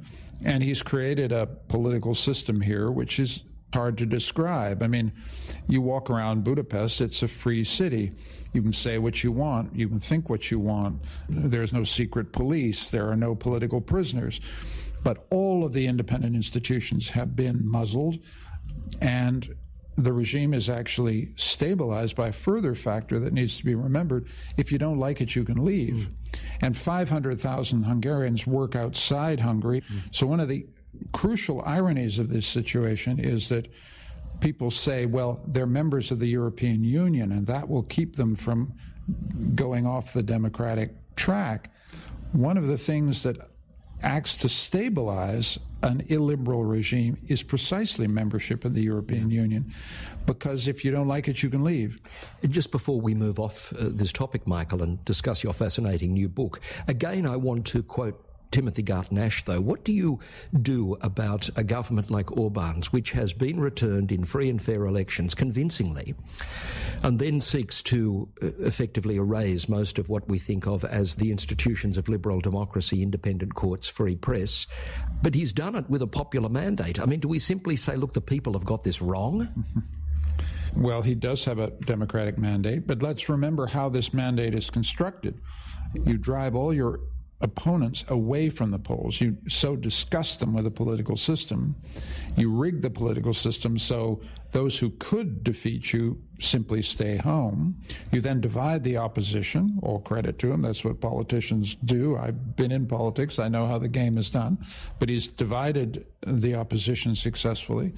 What's the remedy? Eventually the remedy is that Hungarian people who will simply say enough's enough. The challenge will be whether the institutions are still standing so that they can overturn him at the polls. That's the longer-term worry. There's no question he has domestic support, though. I wouldn't walk around claiming also that the public are wrong. The people vote as they vote. And they're voting for Orban because there's simply no alternative out there. But there will come a day, I hope, when there is a credible opposition to Mr. Orban. And then the fight will really be joined. And this is Andrew West with the Religion and Ethics Report, this week in Budapest, where I'm speaking with the author Michael Ignatieff. Let's talk now about your new book, Michael, Ordinary Virtues, Moral Order in a Divided World. I've always considered the truly virtuous. I'm thinking of people here like Archbishop Desmond Tutu or Martin Luther King or Lech Walesa, the first democratic president of Poland, or Mikhail Gorbachev, the last leader of the Soviet Union, as being extraordinary. So what are ordinary virtues? Oh, I think the ordinary ones are the ones that make social life possible. Civility, politeness, slightly at a more exalted level, forgiveness, live and let live, not, full embrace of multicultural tolerance, just I take people one at a time. I don't judge people by the color of their skin or their religion or their race. I just treat people kind of decently in my day-to-day life. That's what I mean by ordinary virtues. And I think they're extremely important. I don't think you can imagine a social order without the constant day-to-day unthinking display of those virtues. It's what I call the kind of moral operating system of a society. I'm interested in the relationship between that moral operating system and institutions. What do you need in a society to make sure that those moral virtues are strengthened and made healthier. And what happens when institutions begin to decay? What happens to the ordinary virtues when they decay? These are the kind of questions the book wrestles with. And the other issue is whether those ordinary virtues have been affected by what I call moral globalization. Yeah. One of the things you did leading a team of researchers for the Carnegie Foundation was try to see whether these ordinary virtues can work on a meta level, on an international level. I get the feeling, though, Michael, that you're pretty pessimistic about that. What stops these ordinary virtues of mutual respect, of tolerance, of forgiveness, operating at a global level? Well, I just think that the arena of our moral life is very local. By arena, I mean, before whom should you justify your conduct? If I ask myself, who do I have to convince? It's my wife, it's my kids, it's this institution I work for, not to some universal standards. And Australians in Australia will think the framework of my moral life is Sydney or Melbourne or my neighborhood or my family. Despite advanced globalization, that brings you here to Budapest to talk to me, we remain very local creatures. Our ultimate identities remain very local. But what I'm trying to argue against is that economic globalization, the fact that in your pocket will be probably the same cell phone as mine, and English is a lingua franca, and you travel seamlessly across many countries. Despite all that, I think our moral allegiances remain very local, by which I mean Australians have a preference for Australians.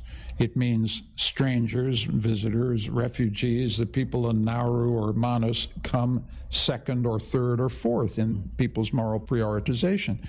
I'm an old liberal. You can sit there and say that's a terrible thing, or you can simply take it as one of the facts of life, and facts that are stubbornly incorrigible to people giving you international human rights lectures about how you ought to recognize universal human solidarity across borders.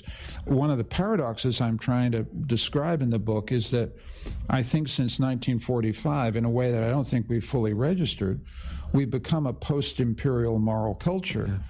You're a white person, I'm a white person, but no white person gets up in the morning thinking we're born to rule the lesser races. It's one of the best things that's happened since 1945. We live on a baseline of moral equality, and it's in a world that's very chaotic and violent and uncertain, this is a real moral achievement. But it has not been accompanied by an increase in moral solidarity across borders. So we think we share equality with other human beings, but it has not increased our solidarity towards strangers, and the migration crisis around the world is demonstrating that to us. You and I don't get up in the morning and think that the colour of our skin gives us some sort of superiority. I wonder, though, if that's a sustainable virtue. We've got a president of the United States who is at least trying to encourage, even if subtly, some people to believe that the colour of their skin does give them some elevated status. Oh, there's no question there's a huge fight back against this moral revolution and equality. I mean, that's what Trump is about. The resentment of white people at the prospect of them becoming minorities in their own country, resentment at the fact that affirmative action and other things have sometimes seemed to promote minorities at the expense of the white majority. But that fight back, I just think, will have to make peace with equality. One of the reasons I'm optimistic about the world is I think there are certain changes in the world that are irreversible.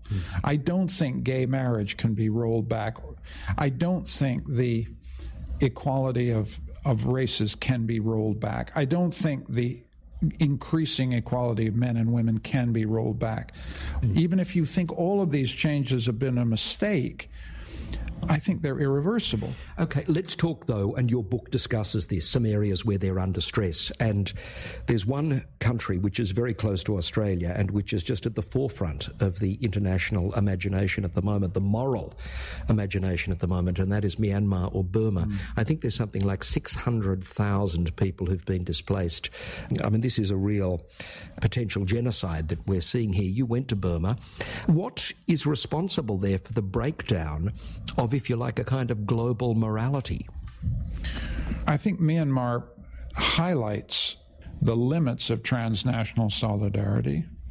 That is, there is very considerable international pressure on Myanmar to stop abusing, torture, and displacing the Rohingya population. Inside the country, there's an absolutely adamant resistance to the idea of being lectured at and told what to do from the outside. It is also the case that the Buddhist majority feels itself besieged by a global Islam on the march.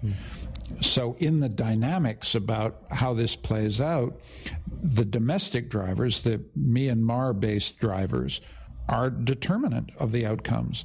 You know, short of Australia and the United States, Canada, and Britain sending in troops to protect the Rohingya, it'll be the Burmese military that determines the outcomes. And the idea that you should be surprised that Aung San Suu Kyi is not responding to international pressure means you don't understand the political pressure she's under. This is not, by the way, to defend her, to apologize for her, to anything. It's simply to understand the situation as it is. And this is a very difficult lesson for someone like me. I came out of 1989 believing in international human rights action to prevent atrocities across borders. The high point of my faith in this was Bosnia in 1995, where, you know, the United States got together and forced a war to stop. And then there was Kosovo. And after those experiences, we thought that international solidarity and pressure applied to countries like Myanmar would turn the trick. And we discovered first in Syria, then in Myanmar, but also in Libya, it doesn't work. It doesn't happen. And this is a sobering discovery. It's not an argument that we should stop trying to get. First went there in this book to the Balkans. There are some eerie parallels, Michael, between Myanmar and the persecution of the Rohingya and the Balkans. What was the most powerful parallel that came out for you, especially when you went back on the ground in Bosnia? The connection between Bosnia and Myanmar that I see most sharply is how times have changed. In the 1990s, there was a slowly assembling consensus that something had to be done to stop ethnic cleansing in Bosnia. Was it because it was in Europe? Was it because these folks looked like us? I don't mean to be racially invidious, but that's kind of did have an impact.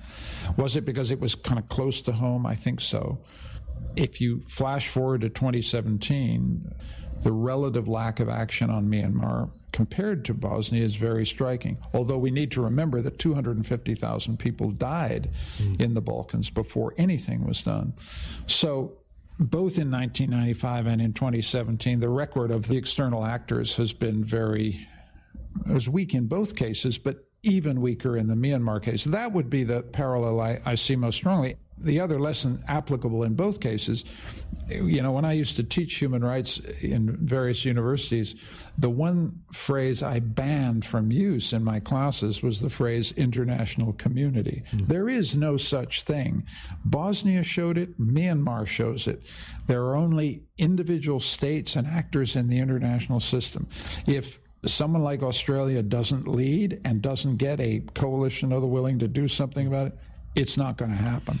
It's the Religion and Ethics Report. Andrew West with you, and I'm in Budapest, the capital of Hungary, and I'm with Professor Michael Ignatieff. He is one of the world's leading public intellectuals. He's now the rector of the Central University, and we're discussing Michael's new book, Ordinary Virtues.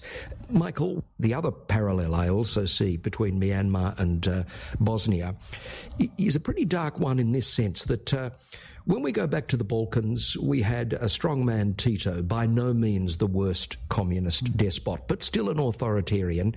He dies. One of his successors, Slobodan Milosevic, uses ethnic nationalism to whip up support. The generals in Myanmar, pretty authoritarian, almost totalitarian, they ease up a little pressure, but they also unleash a lot of prejudice in the community. Yeah, there's no question that Tito kept the lid on. There's no question also that the generals kept the lid on. There's no question that when the lid begins to come off, the generals may provoke ethnic division and hatred in order to maintain their power. That was true in the Balkans, and it's true here, and it's a very, very dirty story. This university, Central European University, happens to do quite a lot of work in Myanmar. And one of my colleagues has just returned from Yangon, where he was talking to people in the street and asking them, what do you think about what the terrible things that are happening to the Rohingya? And to a man and women, they said, well, we're not going to respond to fake news. Yeah. And that tells you something else, which is the ways in which Donald Trump can structure the global conversation for for ordinary people in the street and create a climate in which it becomes very easy to deny facts that are staring you in the face. Mm-hmm. And that, I think, is a new element in the Myanmar tragedy, the ways in which an entire society may get into collective denial. One of the conclusions that you reach in Ordinary Virtues is that we may not be able to live together. We might just have to live side by side. What does that mean? Because you have an example of a neighbourhood in New York, Jackson Heights. How does that neighbourhood replicate itself on a global scale? What does it mean to live side by side but not together? I went to Jackson Heights, Queens, New York. It is the most diverse census tract in the United States. Kind of 190 ethnicities and religions live together in a very tight space in New York.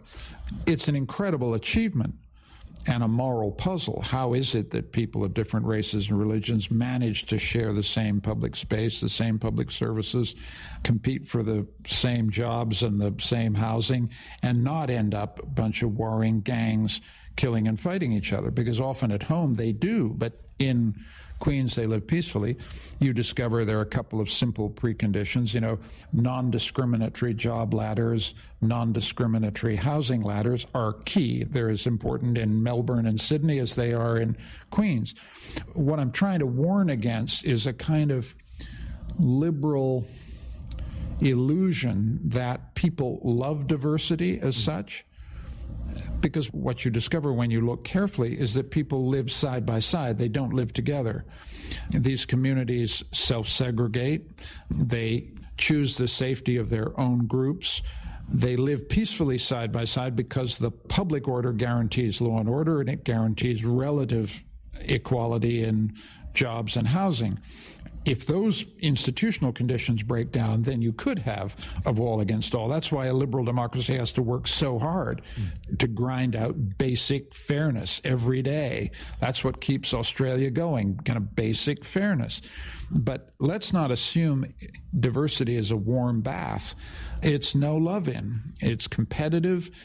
If the institutions that protect everybody break down, then you can lose it. And I just think that liberals like me who love diversity, love difference, love it for its own sake, fail to understand the gritty reality of what diversity actually looks like, which is people living side by side but not together. This experiment really only began in the 60s and 70s. It's only 50 years old, and we don't know quite how it's going to turn out. Bottom line for me is the thing that makes it work are good, fair institutions, and without those, don't bet on diversity working on its own, because it won't. I just want to sneak in one last question. You have been remarkably consistent on this. I went back to a piece that you wrote in 1987, a lecture that you gave at Queen's College in Canada. And you said that citizenship was in crisis then. And you said it was in crisis because we'd effectively elevated economic man over citizenship. Is that what we're seeing the fruits of today? In places like the European Union, free movement means millions of people sloshing across the continent, filling vacancies in the job market, but no sense of true citizenship, connection to place. I mean, I wonder if 30 years on you weren't quite prophetic there, Michael. Well, I love that somebody, A, bothers to read something I wrote in 1987, and secondly, that you think I've been consistent. I've tried to be.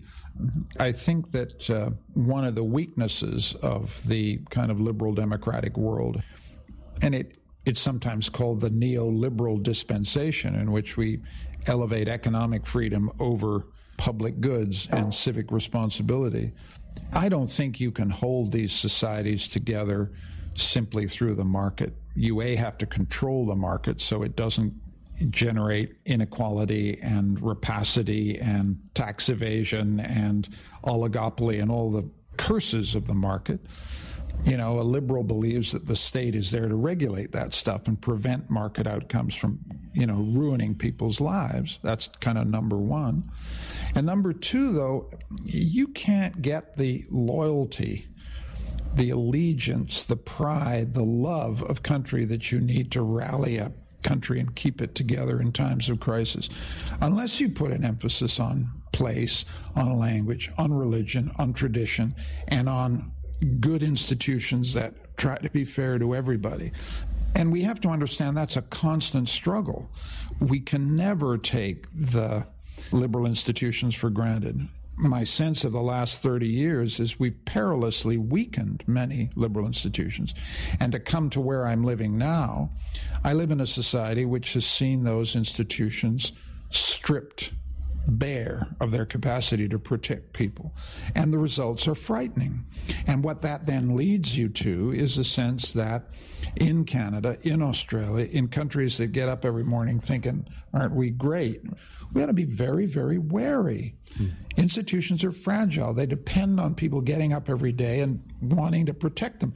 And that means something very concrete. It means a cop going out on the beat in a street in Melbourne and a street in Sydney and saying, I'm here to protect all the people. I don't get to choose who I protect. I protect everybody. It means a judge banging her gavel in a Sydney courtroom and saying, I'm here to protect all the people all the time.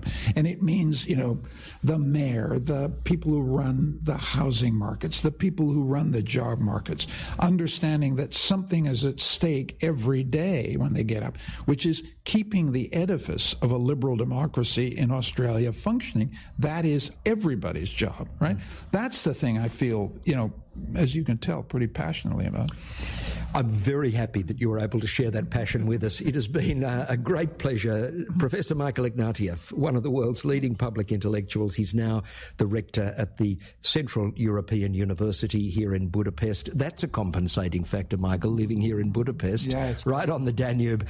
And his latest book is Ordinary Virtues, Moral Order in a Divided World. Thank you so much for being with us on the program. Pleasure. Thank you for coming to see me.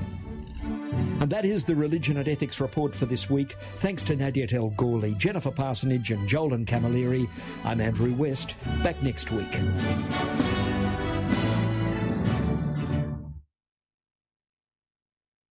Why do you listen to Global Community Radio? Do you listen to stay informed? Do you listen to discover new music? Do you have questions, comments, or criticisms about the station's programming? How do you listen to GCR programming, online or through a local rebroadcaster? We want to hear from you. Your feedback as a listener is very important to us. Send email to globalcommunityradio@gmail.com. That's globalcommunityradio@gmail.com. We look forward to hearing from you. This is an ABC podcast. Hi, this is David Rutledge. Welcome to the second in our RN summer season of highlights from 2018 and a beauty edition of the Philosopher's Zone.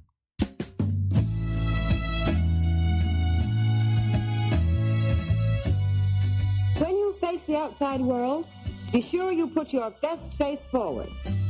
Occasionally I hear the expression, well, it's the face I was born with and there's nothing I can do about it. Well, that isn't quite true. Any girl can do a lot to get the most out of her looks. Well, I don't see how things like that will make a girl more popular if she's not pretty to begin with. Sometimes I'd like to shake you girls when you worry so much about being pretty or not being pretty. If you'd spend just 1 month doing everything I talked about to make the most of your appearance, you wouldn't need to worry about being pretty or popular. How How's your beauty regimen these days? Are you being good? Are you going to the gym? Or are you perhaps being naughty? Are you letting yourself down a little? The moral overtones to the way that we talk about maintaining our physical appearance are no accident. Indeed, for this week's guest, they're absolutely crucial. Her name is Heather Widdows. She's a professor in the Department of Philosophy at the University of Birmingham, and she's the author of a recent book titled Perfect Me: Beauty as an Ethical Ideal. It's a book that aims to fill a certain gap in moral philosophy, which hasn't traditionally taken the nuts and bolts of beauty and beautifying as an object for serious consideration. Beauty in the terms of real women's bodies, so sweaty, sickly, wrinkly, actual bodies, and how they are beautiful has been largely disregarded. So what for Plato beauty is this thing we love by instinct, but as a way to take us to a pure form of beauty which links us to the good, and for Kant it's about the sublime.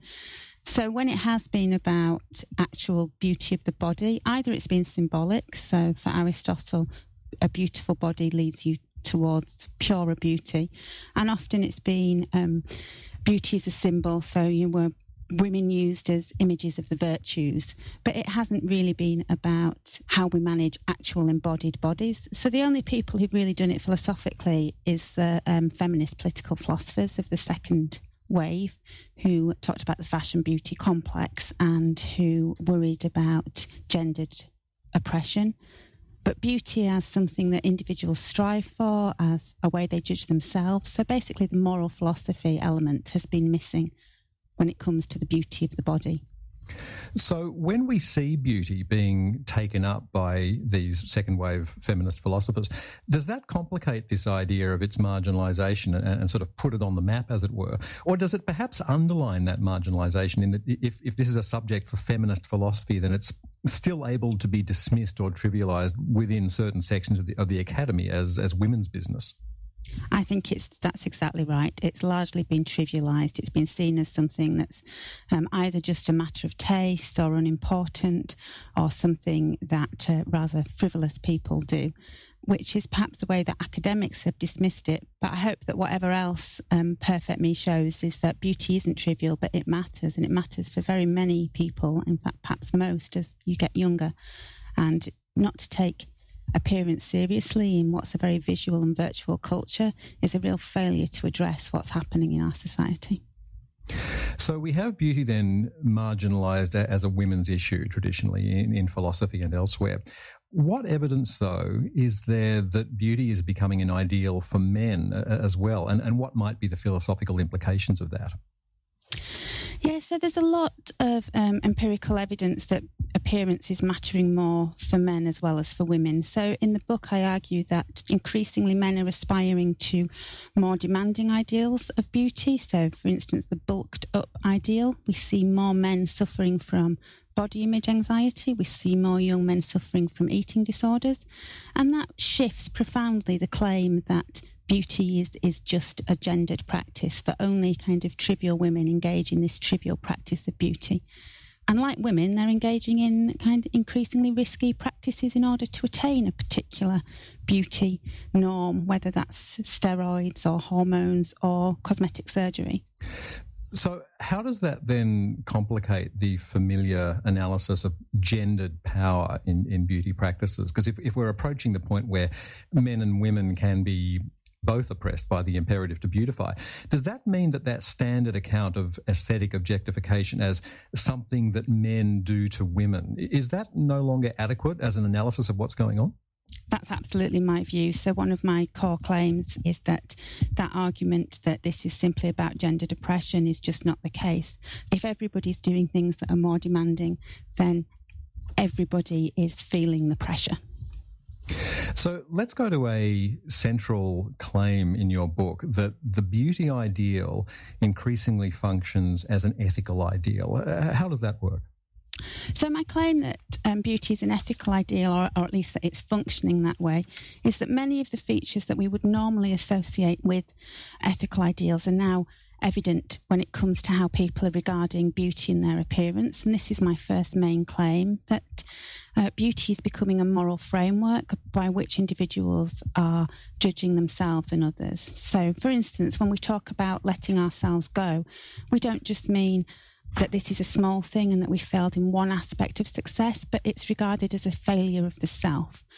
One example that I use quite a lot to illustrate just how much things have changed is I look at some of the New Year's resolutions from past generations. So if you look back, I've got a lovely quote from an adolescent diary from 1892, whose New Year's resolution is resolved not to talk about myself or my feelings, to think before speaking, to work seriously, to be self-restrained in conversation and actions, not to let my thought wander, to be dignified and interest myself more in others. And if you compare that to our very standard New Year's resolutions of today, they're things like I will lose 10 pounds, I will go to the gym, I will run half a marathon, I will eat well. So you can see there's a very profound change that I really don't think we've picked up. And then the other way that it's very obviously an ethical ideal is that we increasingly think that if we achieve in appearance, then we will get to the goods of the good life. So the goods of better employment, better relationships, be happier. It's really interesting to me because there's a certain, I mean, you'll be aware of this yourself, the idea that came up maybe through the 70s and 80s in continental philosophy and elsewhere was this very strong critique of the Cartesian view of the self, that idea that the self is somehow something disembodied and the body is just a sort of a vehicle that you kind of carry yourself around in. And there was a real imperative there to get back to the body and to see the body as the locus of the self. And this was held to be something that we really should be sort of doing for all sorts of very good reasons. But what you're articulating there seems to me to be the dark side, if you like, of that. Is that how you see it? I think I partly do. So, but I think the beauty ideal and the self in the body is a mixed one. So I make an argument in Perfect Me that moves very much away from some of those sexual objectification claims of the second wave feminists. So I start with those arguments about the self being in the body in that kind of very negative, objectified way.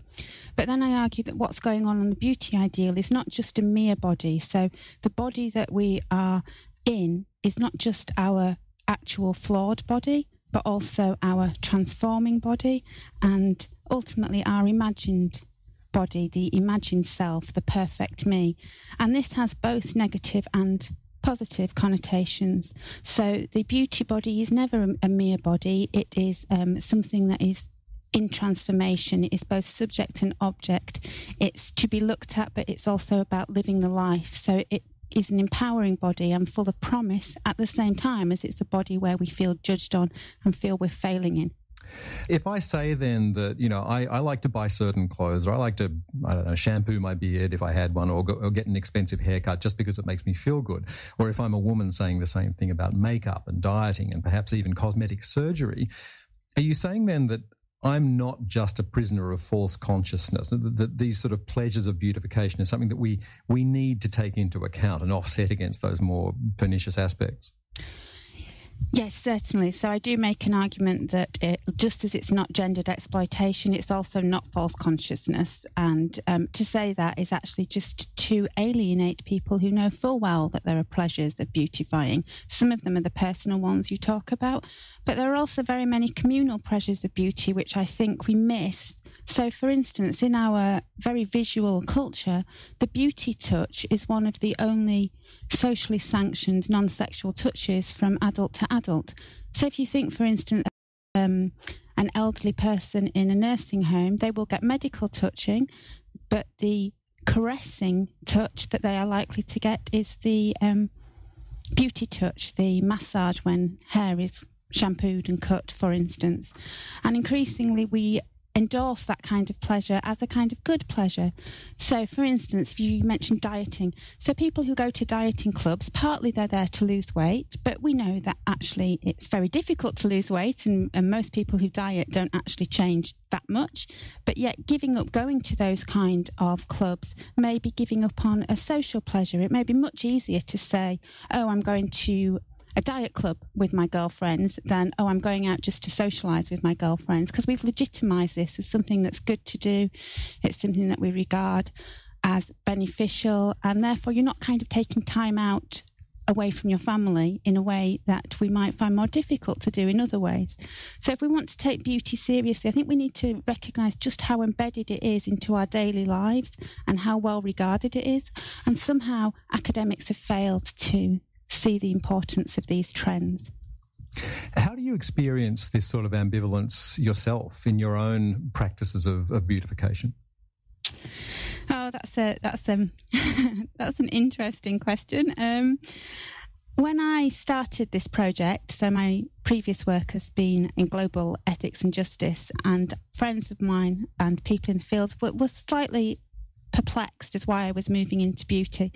And I certainly moved into it thinking that I would probably be reviving some of those second wave feminist arguments and making a more clear claim about the fact that this is something that we need to address and prevent. And yet in my own personal practice, I come from perhaps a more working class community than most philosophers. So I come from a more made up kind of community. And I used to have a quite split personality on beauty. As a feminist philosopher, be quite critical of it, but personally be somebody who had always painted nails and worn makeup. And, I used to take off my paint and powder before doing a philosophy presentation or going to an interview. Yeah, that's interesting. I did, yeah. But then, so on the one hand, I have managed to bring those two together because my key claims, as I've looked at the rise of the demands of beauty and how increasingly dominant the beauty ideal is that it's just the wrong place to look, is what individuals do and do not do. So if we need to address the beauty ideal, we don't address it by telling individuals what they should and shouldn't do or blaming them, because the power of the beauty ideal and the power of the imagined self is such, I argue, that that's just an impossible place. So increasingly we naturalise and normalise practices. Once they're normalised, then it's not really a matter of individual choice. So I guess somehow writing this book has helped me to bring my feminist philosophy personality together with the me that grew up painting nails and still paints nails for my friends and neighbours together.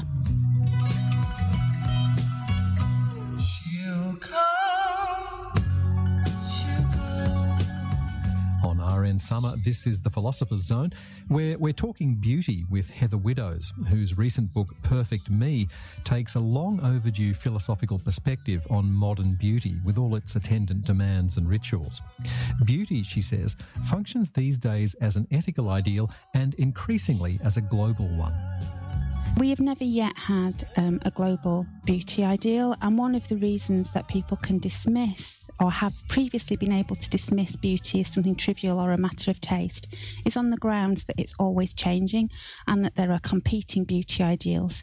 So, of course, in the past we've had some very demanding beauty ideals. So, if you think about foot binding or corset wearing, these are probably more demanding than thinness with curves and hairlessness and smoothness. However, they were always limited. So for the aristocratic Chinese woman, she may not have had any choice about whether or not her feet were bound, but she could not possibly have believed that it was normal or natural to have bound feet, as most of the women in their own society, and certainly in comparative societies, didn't have their feet bound.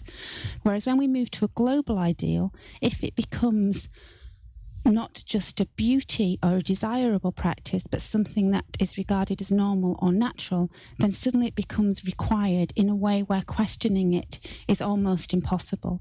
So the kind of things that are globalizing, so I highlight 4 very broad features of the beauty ideal. So thinness, and this comes in a number of forms, sometimes with curves, sometimes model thin.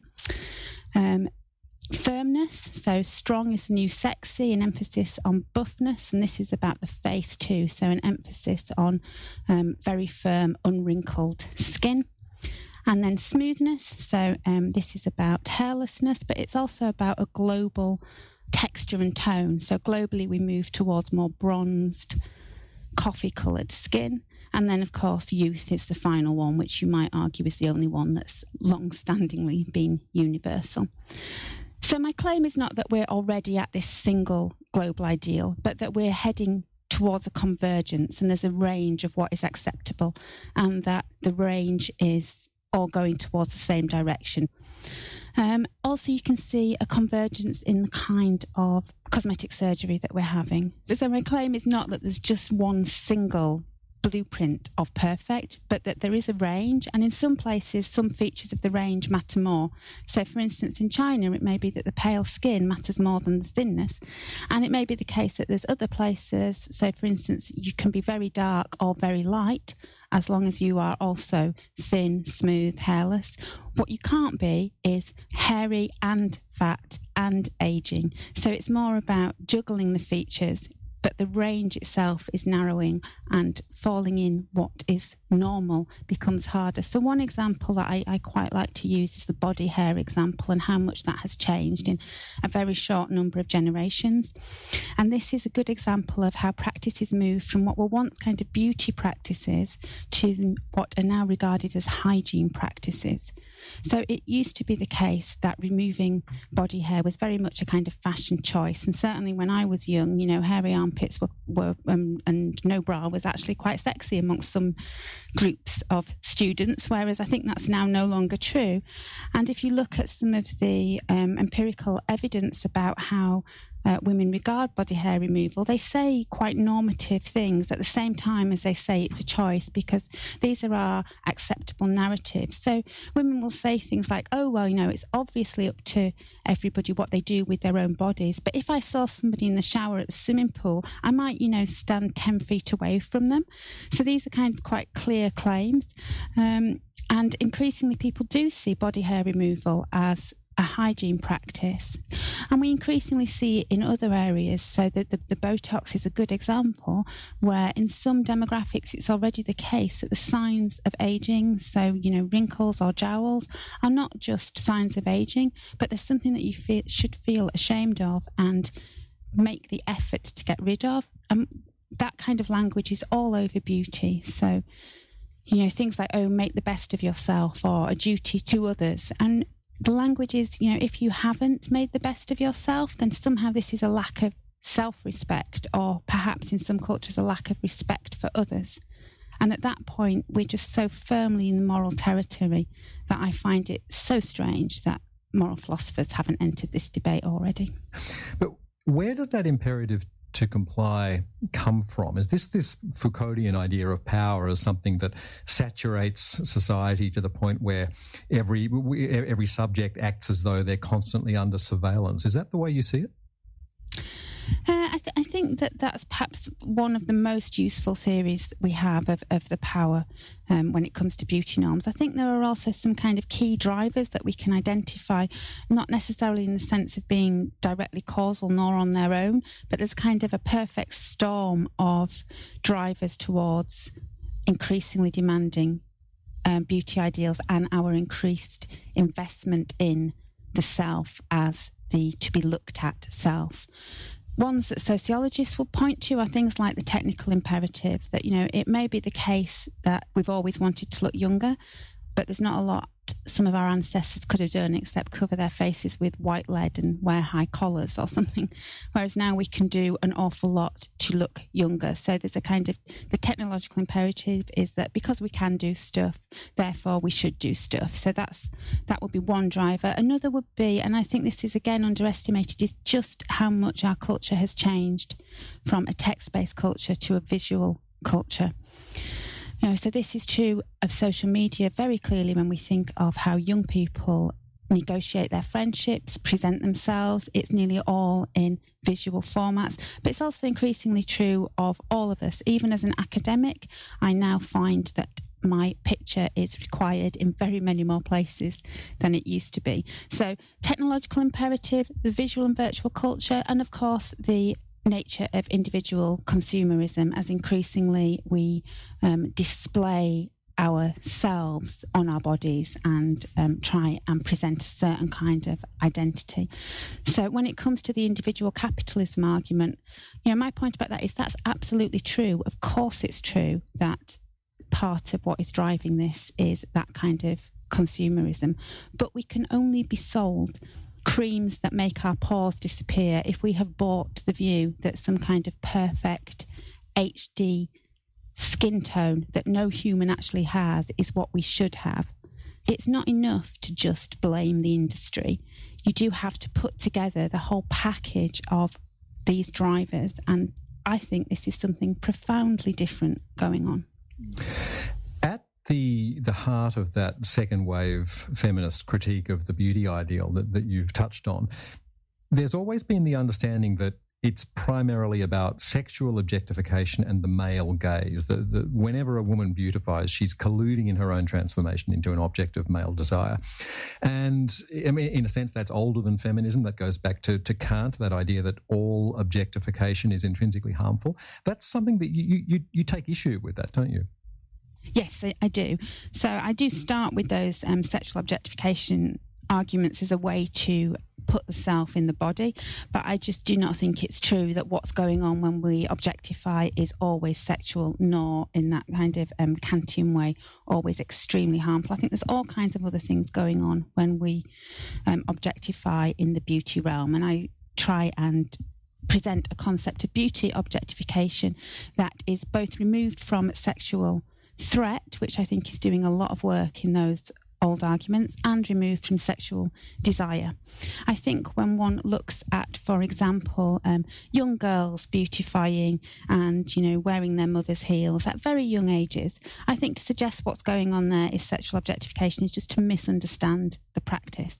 I think often what is going on there is a wish to attain the beauty ideal, not in a sexual context at all. I think it's perfectly possible, and in fact I think we do it all the time, to objectify for beauty without any sexual element. So I would still like to take forward particularly some of those hypersexualizing critiques of gender objectification, which I would still endorse, and I still continue to endorse that these are incredible harms going forward. What I reject is that the solution is that we just throw off all beauty engagement and that we blame those who do engage. That's where I utterly push back at those feminist arguments. And on the other hand, though, I guess I also don't agree with those who see beauty as just about creative self-expression, and that's where my work fits very strongly in the second wave tradition. I do think that this is a demanding, dominant, and in many ways very harmful ideal, and if we continue to value it more and it becomes more demanding, it will become more harmful. So I guess that I'm standing in the middle, I hope, and trying to bring the truth of lived experience together with a recognition that this is communal trends and a global ideal, and it's not enough to leave it to be addressed individually.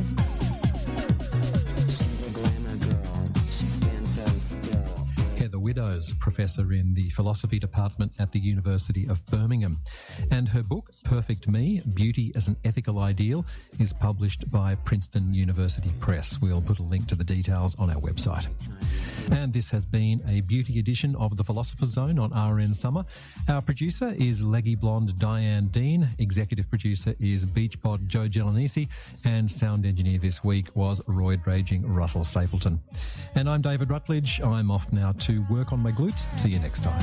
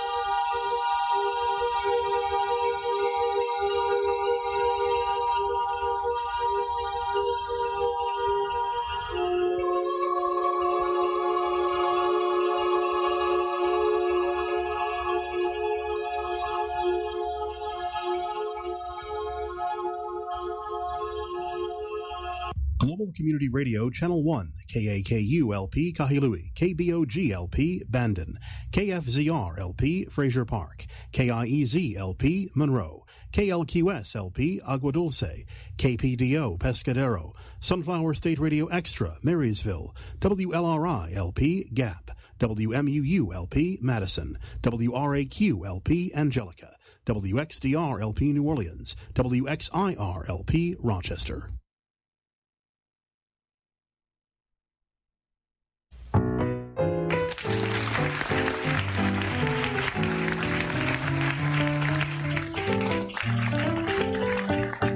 This is Philosophy Talk, a program that questions everything. Except your intelligence. I'm John Perry. And I'm Ken Taylor. We're coming to you from the Mars Theater in Berkeley, California. Our thinking originates across the bay at the corner, Philosopher's Corner, and on the Stanford University campus. That's where Ken teaches philosophy, and I did for 40 wonderful years. Welcome, everyone, to Philosophy Talk.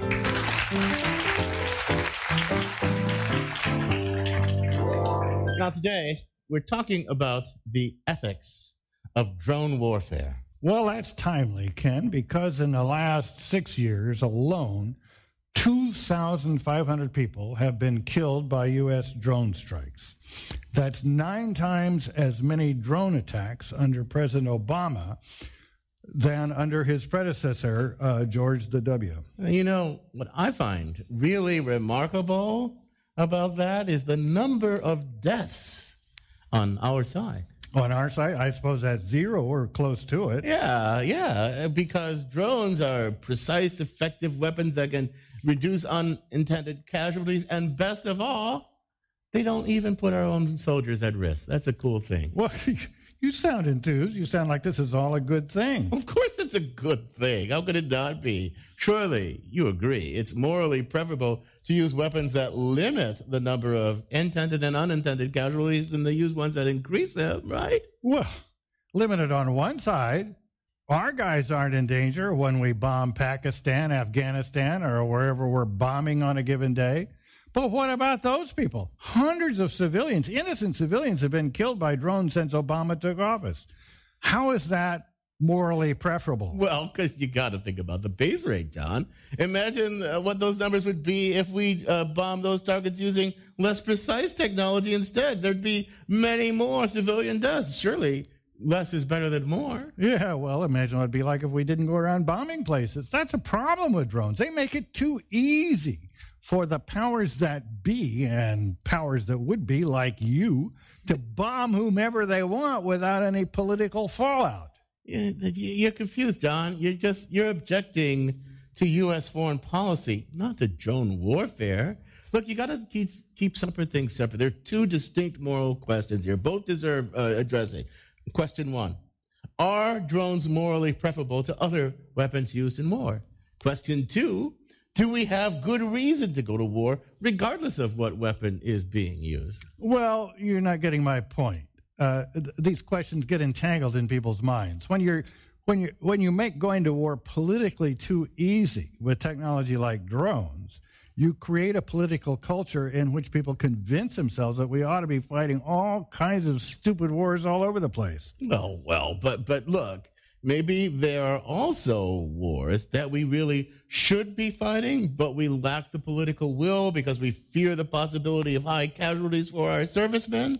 With drones, we can just X that consideration out. We don't have to worry about that. So we can fight wars just because they're the right thing to do, just because they're just. Yeah, that's great. What the world needs more of now is war, sweet war. That's your opinion. And the idea of remote-controlled killing machines that bomb places in the Middle East because of what people do in South Dakota and North Dakota, oh, it's just disgusting. It's dishonorable. It's cold. It's horrible. John, I'm going to tell you this. Cold is a good thing in war. It means our soldiers can be calm and dispassionate and not have to act rashly or out of fear. They can take their time. They can choose their targets wisely, hit the targets precisely, making sure that there are no civilians around who could get killed. It's a great thing, John. Well, like you're living in La La Land, Ken. I mean, drones kill lots of innocent civilians. Twice as many civilians have been killed by drones under Obama than were under Bush. But don't blame the drones for that. There could be all kinds of reasons that have nothing to do with the technology as such. Maybe the intelligence used to identify the target was bad, or the commander in charge simply didn't make avoiding civilians a high enough priority. That's not the fault of the drones. Well, Ken, you're gung-ho about drones. But, your defense is really based on some fantasy world in which they're never used to fight unjust wars and innocent civilians are never killed. That's just unrealistic. You can't talk about the ethics of drones without talking about how they're actually used in the real world. Okay, you want to get real. So let's get real. Let's talk about the real-life experiences of those directly controlling this technology. What does it feel like to operate a military drone? We sent our roving philosophical reporter, Shukla Kalantari, to talk to one of the first drone operators ever recruited by the U.S. Air Force. She files this report. Brandon Bryant didn't plan on enlisting in the Air Force. It was kind of happenstance. One day he was dropping off his friend at the Army recruiter, and the Air Force recruiter was right next door. And he was bored and didn't have a client in there, and so he was like, "Young man, come talk with me. Come have a seat." And I was like, okay. Brandon was living with his single mom at the time, a public school teacher in Missoula, Montana. He told the recruiter he was struggling to afford college, and he was terrified of going into debt. And he was like, well, the Air Force has its own accredited college. And, of course, that was all the seed that he needed to plant. I had just turned 19. That was 2005. Brandon planned on going into intelligence.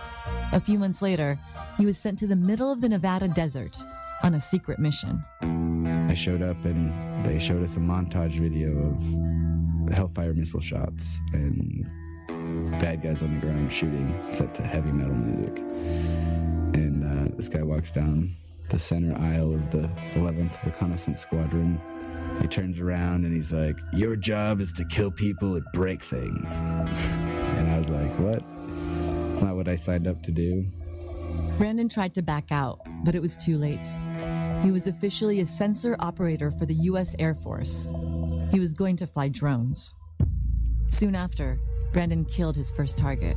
And they looked like three scared individuals walking along the road, not knowing what they were doing. And that we were told that they had weapons and we were going to shoot at them, and that was it.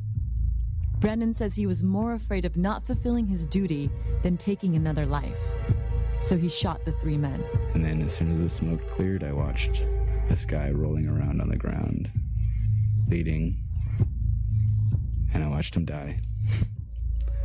I watched him die. I watched him more than die. I watched him lose all of his body heat.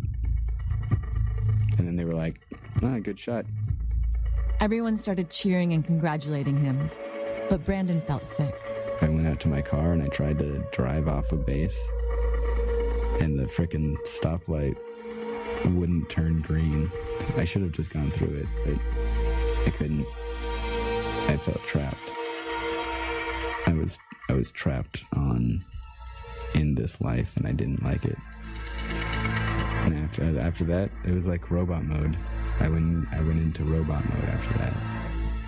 Brandon would come home from base every night, get drunk, and play a bunch of video games. He'd also have nightmares in infrared. Then in 2011, Brandon went on his first leave, but the drinking and nightmares didn't stop. Eventually, he met a Vietnam vet who told him to get help. He's like, "It took me 25 years, and you're doing the same thing that I was doing. You have the same mannerisms I did." Isolationism, anger at the world, hateful towards civilians especially, shame in my service, lots and lots and lots of drinking. Brandon agreed to see a VA therapist. He was diagnosed with PTSD and depression. He's not alone. A study from the Department of Defense shows drone operators suffer from the same levels of depression, alcoholism, and suicidal thoughts as traditional combat fighters. It's now been 4 years since Brandon left the Air Force. Every week, he goes to a therapist meeting at the VA, and every day, he struggles with PTSD and depression. And he's homeless. The depression and the PTSD get worse when I'm like, has this really been worth it?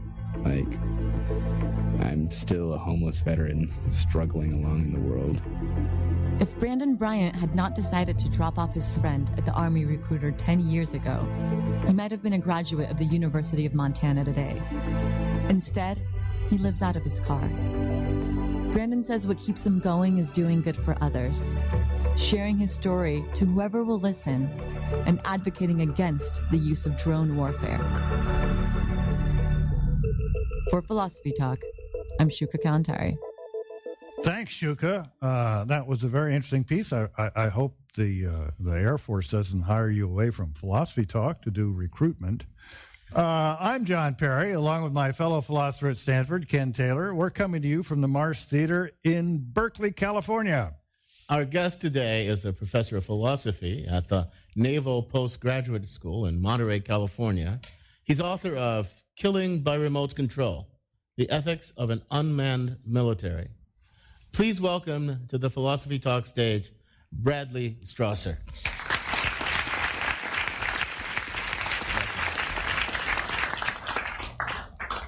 BJ, you teach ethics to naval students here in California at Monterey, and you've also taught in the Air Force Academy. Now, is this military setting you ended up, using your philosophy PhD to teach ethics in military schools? Is that what got you interested in drones? Yes, absolutely. I never thought I'd end up teaching at a military institution, but there I was at the Air Force Academy, early in my academic career, and I'm teaching these bright, eager men and women, 21, 22-year-old undergraduate seniors who are about to become commissioned officers in the Air Force, most of them really excited to be pilots. They had grown up thinking they'd be a fighter pilot or some other really cool, in their mind, role in the Air Force, and then they saw the writing on the wall. As early as 2005, it was pretty apparent to most of them that looks like drones are taking over, and suddenly they realized, I might be a drone pilot, not a fighter pilot.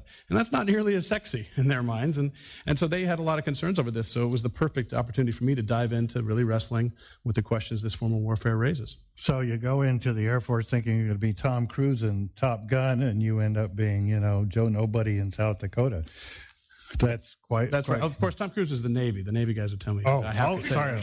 But that's right. Now, that's right. The military changed before their eyes, and they weren't ready for it. Yeah. Okay. So now you've done a lot of research on drones and their effects.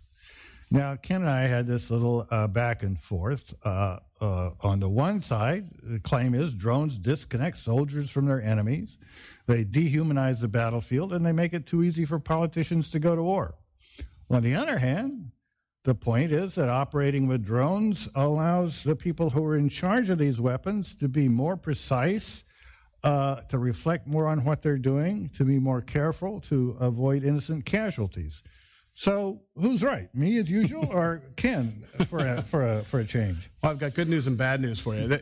The good news is that you're right, but so is Ken. You're both right, but you're actually both very much wrong as well. Okay. And the reason for that is because there's a surprisingly deep moral tension here and a really surprising philosophical puzzle. And that's the fact that the no question, undeniable ways that the technology has the potential for moral improvement is exactly the things that drive the systemic worries that you have that they could be used, therefore, more wrongly. It's a strange juxtaposition of unquestionable moral gains and potential, but those actual gains themselves drive the potential misuse in actuality. But isn't the technology itself just morally neutral? I mean, the problems come when we don't discipline ourselves to not go to war easily, right? But is the technology itself at fault?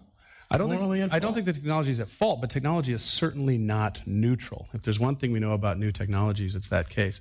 Technology, when it's inserted into a complex system, even when it has great potential for gains, will often have unexpected impacts on the way we ourselves make decisions. And I think that's what we're seeing with the drone.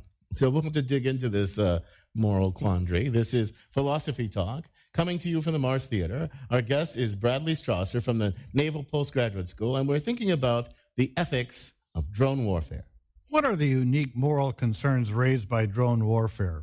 All things being equal, is it morally preferable to use drones instead of less precise weapons? Does drone technology make waging war too easy for politicians? Drone warfare, civilian casualties, and ethically challenged politics, along with questions from our audience, our non-droning audience, when Philosophy Talk continues. Coming soon, it's our annual summer reading show. Fiction, nonfiction, and philosophy. What's on your summer reading list? Email your suggestions to books@philosophytalk.org.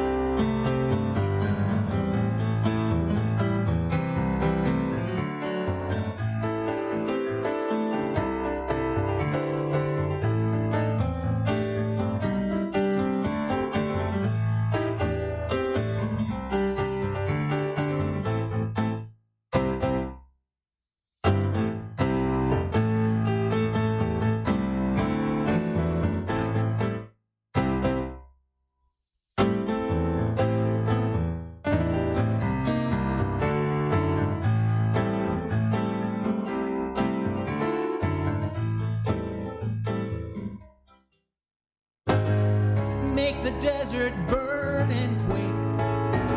Wrong place victims, them's the breaks. We can live with those mistakes. The USA can live with that.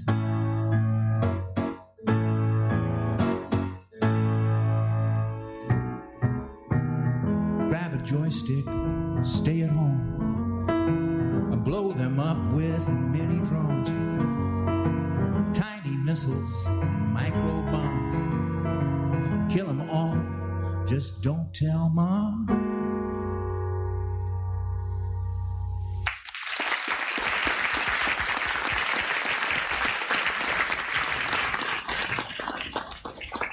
Well, thanks to our musical guest, the Playtones, for that inspiring little ditty. This is Philosophy Talk. I'm John Perry. And I'm Ken Taylor. Our guest is Bradley Strasser, author of Killing by Remote Control. And we're thinking about the ethics of drone warfare, and we'd love to have you join this conversation. What do you think of the increase of drones under the Obama administration?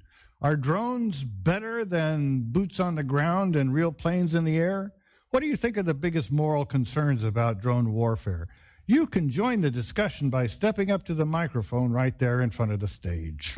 So, PJ, I want to ask you about whether this technology, you think it's the technology itself that raises serious moral problems, or is the real problem just with the politicians and the society who decides whether to wage a war or not using drones? Right. So I agree with Ken from before that there is a genuine distinct question here conceptually. There is the question of, in principle, do the drones have some kind of deep intrinsic problem inherent in their use? Examples would be like nuclear weapons. A lot of people think chemical weapons, these kind of things. A lot of us think, look, no matter which way you use these things, you're probably going to be doing something wrong, even if you were using them for a just cause. But drones don't seem to be like that.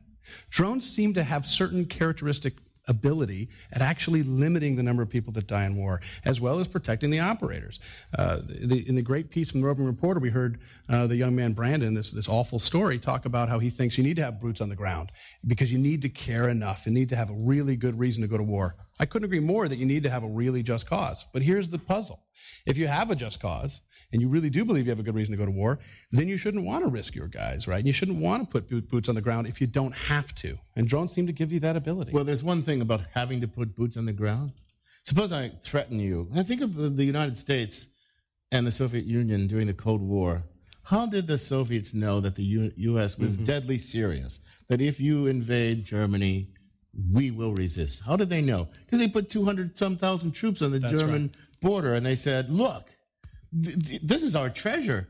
We're willing to risk our treasure. So you know we're deadly serious, right? So the high cost we were willing to pay made the threat That's right. Credible. It made right? it credible. That's right. And that's how deterrence works. But drones actually seem to give us the inverse of this. Right, exactly. Very surprisingly, they seem to suggest we have the threat, it's very credible, and we can do so without a tremendous cost to us. It's credible because it doesn't cost. Precisely. And it's such an inversion of traditional deterrence. Now, morally, you might have issues with geopolitics. I certainly do. But from a cosmopolitan view, not just your own people versus somebody else's people, from caring about all human beings, if you can have geopolitics waged in such a way that reduces the number of human beings put at threat, that seems to be a moral gain. Well, like a lot of things, it depends on what you hold fixed and what you allow to vary. Now, if we just kind of hold our wars fixed and say, instead of using the other stuff, we use drones, maybe they all would have been better. I mean, Vietnam, we would have, not had to use all those horrible chemicals and soldiers coming back maimed and so forth and so on. But on the other hand, you say, well, but things aren't the same when you bring in this. They also make an effect. One of the good things about Vietnam was it was such an obvious disaster that it took us another 20 years to do something as stupid. I wish it had taken longer. Yeah, no, that's right. It should have, yeah. That's right. General Robert E. Lee, the old Civil War general, he famously said, "It is good that war is so terrible, lest we grow too fond of it." Right. That's right. So drones, okay. So that's the other side, right? Drones lower the cost of a credible threat and hopefully help us deter because we don't have to pay such a heavy cost. But it also lowers the cost of entry into a war. That's right. And so it makes war more easy to decide. That was John's worry, right? It so lowers the cost of war that war might become too easy. What do you think of that? I mean, from the American point of view, it's almost not like war anymore. It's like, well, we're America. We should be in charge, but it's difficult because it costs lives and money. But now we can just be in charge by sending drones to any place we don't like in the world and killing very selectively. Is that a good thing for Americans to think? I don't think so. And I'm certainly not defending American foreign policy choices when I say this, but it seems to be the case that if you can say, look, if you believe you have a just cause, then you would want the costs to be as low as possible. This is precisely the problem. But when you lower the cost, of course, the worry is that when you make anything too easy to do, it'll be used wrongly. The old business world cliche, right? When you have a really nice hammer, everything looks like a nail. And you're going to want to use that drone because it's easy to use and you don't have to have the political capital, right, that leaders would have to spend in order to put their own citizens at risk. In a democratic system, you no longer have to spend that political capital. And this is a tremendous worry. It's a systemic worry. But notice the puzzle here. The puzzle is that the actual moral gain itself is what's driving this moral hazard. So you said you had a middle ground between John and I think that's right. I think what you have is a paradox. I don't quite see a resolution of the paradox. That's right. That is the thing that lowers the cost of war, makes it easier to do a just war, but it also makes it easier and more likely that there'll be, unjust. I mean, mass war is a costly thing. So nations enter it reluctantly, except that they're fools like Hitler was or something like that. But, nations enter mass wars reluctantly. But limited, they used to talk about limited nuclear war. Well, that was joke. Just a joke, an oxymoron. Right. You can't have. But now you can really have limited war. That's right. You mentioned earlier the tremendous number of deaths under the Obama administration's use of drones, and it's concerning. However, compare that to the incredible number of deaths lost under the occupation war of Iraq by George the W, as you called him. So if you compare the forms of warfare, even though, of course, limited warfare is going to have tremendous harms and wrongs accomplished, it might be significantly truncated and mitigated compared to these large-scale operational. You're listening to Philosophy Talk. We're in front of a live audience at the Mars Theater in Berkeley talking about the ethics of drone warfare, and we've got a question from that audience. Welcome to Philosophy Talk, sir. Thank you. My name is Steve. I'm from Berkeley. And my question is around the emergence of self-driving cars, self-driving trucks, and what are the moral and ethical implications of self-driving, flying, and shooting drones? So you're wondering if drones could someday not be piloted by a human, but pilot themselves through artificial intelligence technology? Correct. And the paradox you're addressing of making things easier, what happens when you can just roll these out and they fight the war on their own? That's right. What happens? It's a Is that fantastic coming? question. Is that coming? Well, first of all, I hate to say I do think it is coming. And the reason I say I hate to say that because I think that is yet another threshold that is different in kind. It's important to remember the drones, as we call them today. I don't really like that word because it almost sounds like they're autonomous, but they're remotely piloted. The Air Force is the first to say that. They always say, call it remotely piloted vehicles, not drones, because there are human beings still in control. But you're right. The Department of Defense is investing billions of dollars to try to make these at least semi-autonomous. That is, the drone could make decisions, whatever we mean by that. Now, I do have tremendous moral problems with this in principle. And the main one, there's many, but my main worry is it has to come down to moral judgment.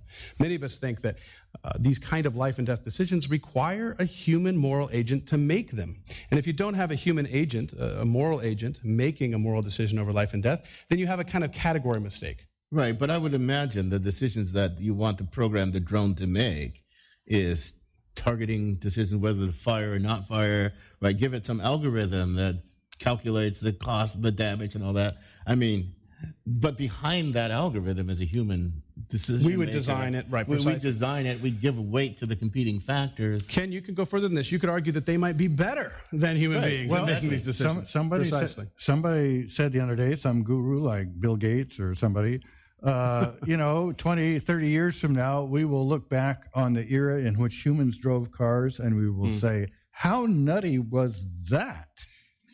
Now, the interesting thing is when we drive cars, we don't usually think of it as a moral thing, but occasionally crises come up and they're moral decisions. Right. Do I steer into the tree and maybe kill myself and my wife, or do I run over that kid that just ran out in the street? Legally, that will all change because somebody will have programmed that decision into the autonomous car, and they'll have to they'll have to have legal protections too. That's right. I would say, I don't really look forward to autonomous drones, but if we could make sure that the autonomous drones made the value decisions according to a program designed by philosophers, well, philosopher kings might will not be a bad thing. I'm with you in that I'm excited about the possibilities of autonomous cars, but the intention of a car, even when it does have a moral dilemma before us, is to transport people around. The intention of a weapon is to kill people, and I'm not comfortable putting the moral judgment of that, even if it's designed by humans, into an algorithmic artificial intelligence. Welcome to Philosophy Talk, sir. Thank you. My name's Robert. I'm from Berkeley as well. Aren't drones really a substitute for assassination now? Something we used to be really bad at. And now you can, with our means of gathering intelligence, which you'll never know, right, take out people everywhere, and it can't be good. It's uncontrolled. It has no checks and balances that you can think of. So if we'd had drones in the Kennedy era instead of sending Castro an exploding cigar that didn't work, we could have taken him out with a drone. Would that have been a good thing? That's right. Yeah, so assassination is interesting. And this, again, is this distinction between policy and the actual weapon, which enables that policy, right? You can't entirely separate them. So you're right to bring it up. Assassinations are strange. We say that different people are liable in war, right? That is to say, liable to be killed in war. I would ask, why is it that we think some 18-year-old kid I recruited out of high school, that he's liable or she's liable to be killed in war, but perhaps the politicians who make decisions about war are not? I don't mean to open a huge can of worms with that, but I just want to say that the questions of who should be killed in war and who shouldn't, who is a liable target, that's its own question. Now, did this kind of warfare enable that question to be really brought to the fore? I think it does. But this kind of warfare, I'm going to talk on behalf of this kind of warfare. Look, if you could have found a way to take out Hitler, to decapitate the Nazi state, which did not involve millions of human beings clashing with highly destructive weapons, right? Which did not involve the carpet bombing of cities, that attempt to grind down the German industry and all that sort of stuff. Surely that would have been morally preferable to mass war. I mean, surely, okay, there's an enemy state, and we want to decapitate that enemy state, but to do that by weapons of mass warfare, I agree completely. Morally terrible. However, remember, we're not talking here about killing Hitler. I imagine this gentleman would not mind if drones were killing Hitler. What we're talking about is, as you mentioned, we don't really know who we're killing. There's a tremendous lack of transparency, a tremendous lack of accountability in the current drone program, and that needs to change. If you have this great weapon that in potential theory could be used more morally, but yet the way it's used is shrouded in mystery and darkness, we don't know if we're killing Hitlers or or maybe a young man who just happens to be carrying a weapon. Yeah, you want to come back here, sir. Just one further question. Do we have any evidence that assassination has changed anything at any time? Very good point. The decapitation strategy, right? Does this really work? Right? Or is the void just filled, and frankly, maybe filled with more gusto? Well, I think with Saddam Hussein, we didn't exactly assassinate him, but getting rid of him didn't exactly cure the problems. And it took a long time to get rid of him. It took a long time to find, even with all these boots in the ground to try and find him and kill him. He was running around Iraq forever. But I want to. So we could have had this bad result at far less cost with a drone. Yeah. So look, I want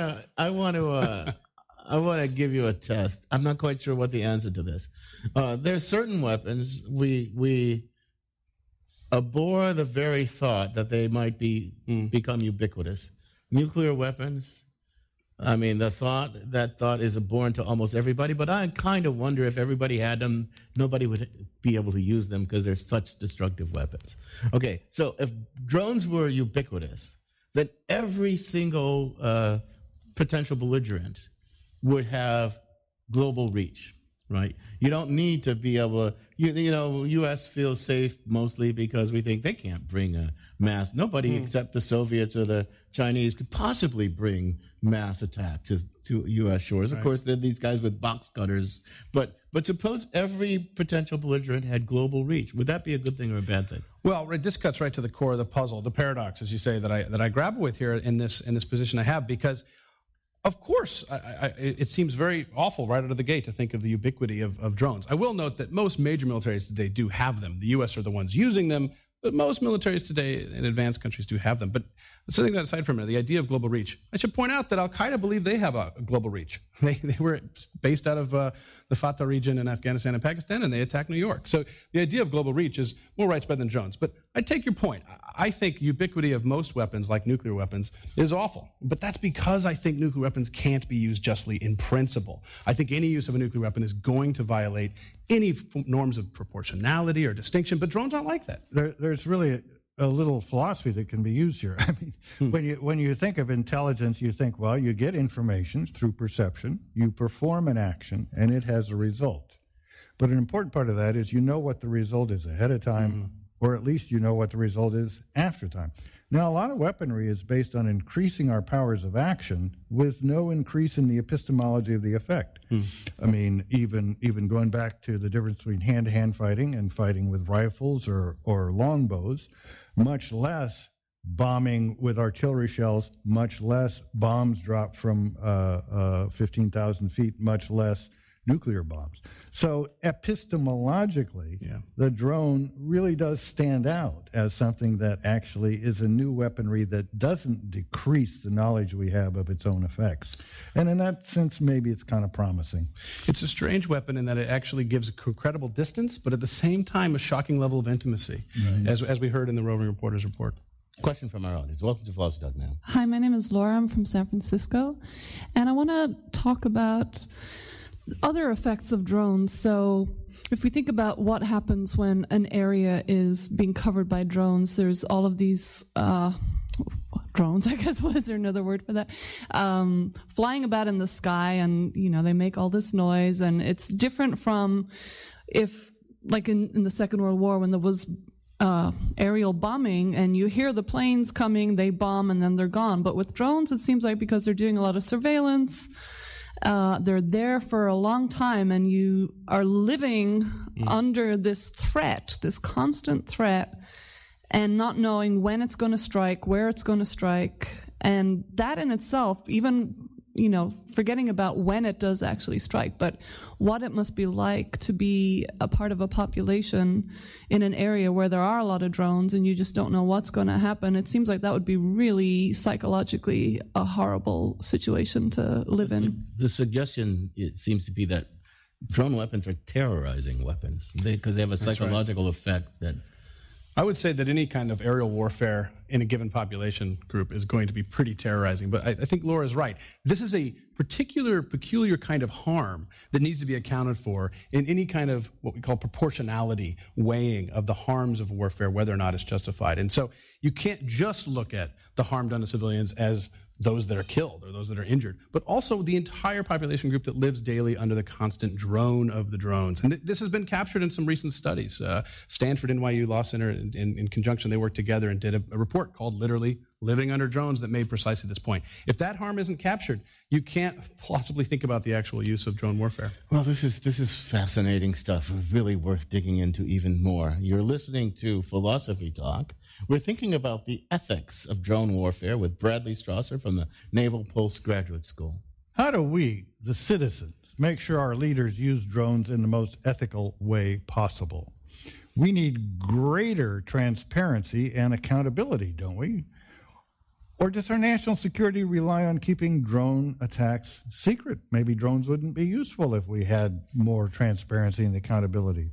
We're coming to you from the Mars Theater in Berkeley. We'll take more questions from our audience when Philosophy Talk continues.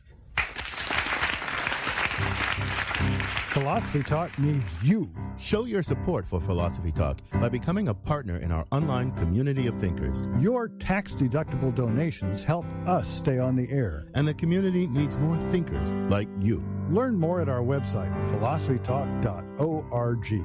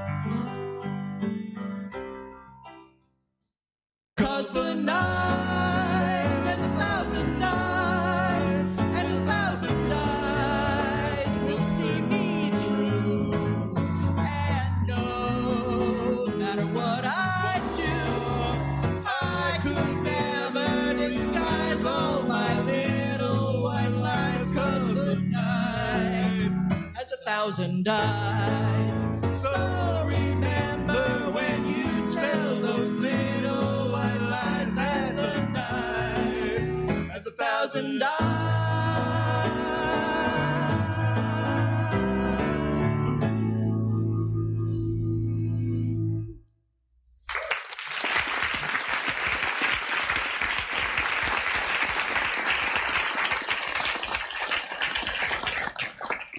Thanks to our live musical guests, the Playtones, who remind us that even if drones aren't used to kill us, they could make our life miserable in a lot of other ways.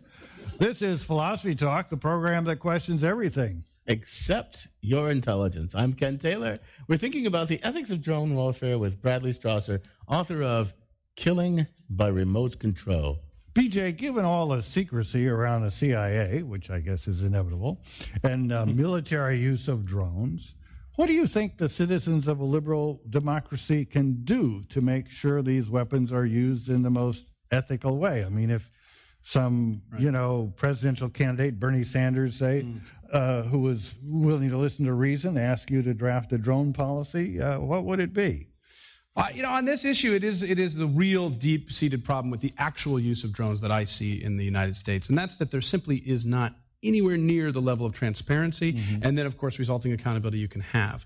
That said, again, we have one of these paradoxes because the intelligence and the information used in these drone operations, understandably, is the kind of thing that makes sense, you might say, for a security apparatus to say we need to keep these things secret. If we tell you everything we're doing, then our enemy will know these secrets and it won't be effective. So I think there's back to the accountability thing, though, in general, I think there's a problem that we have. Right, war used to require the mobilization of the entire citizenry in some way. Right. It used to require sacrifice from lots of different people, not just the people who were conscripted into the war machine, but the whole society.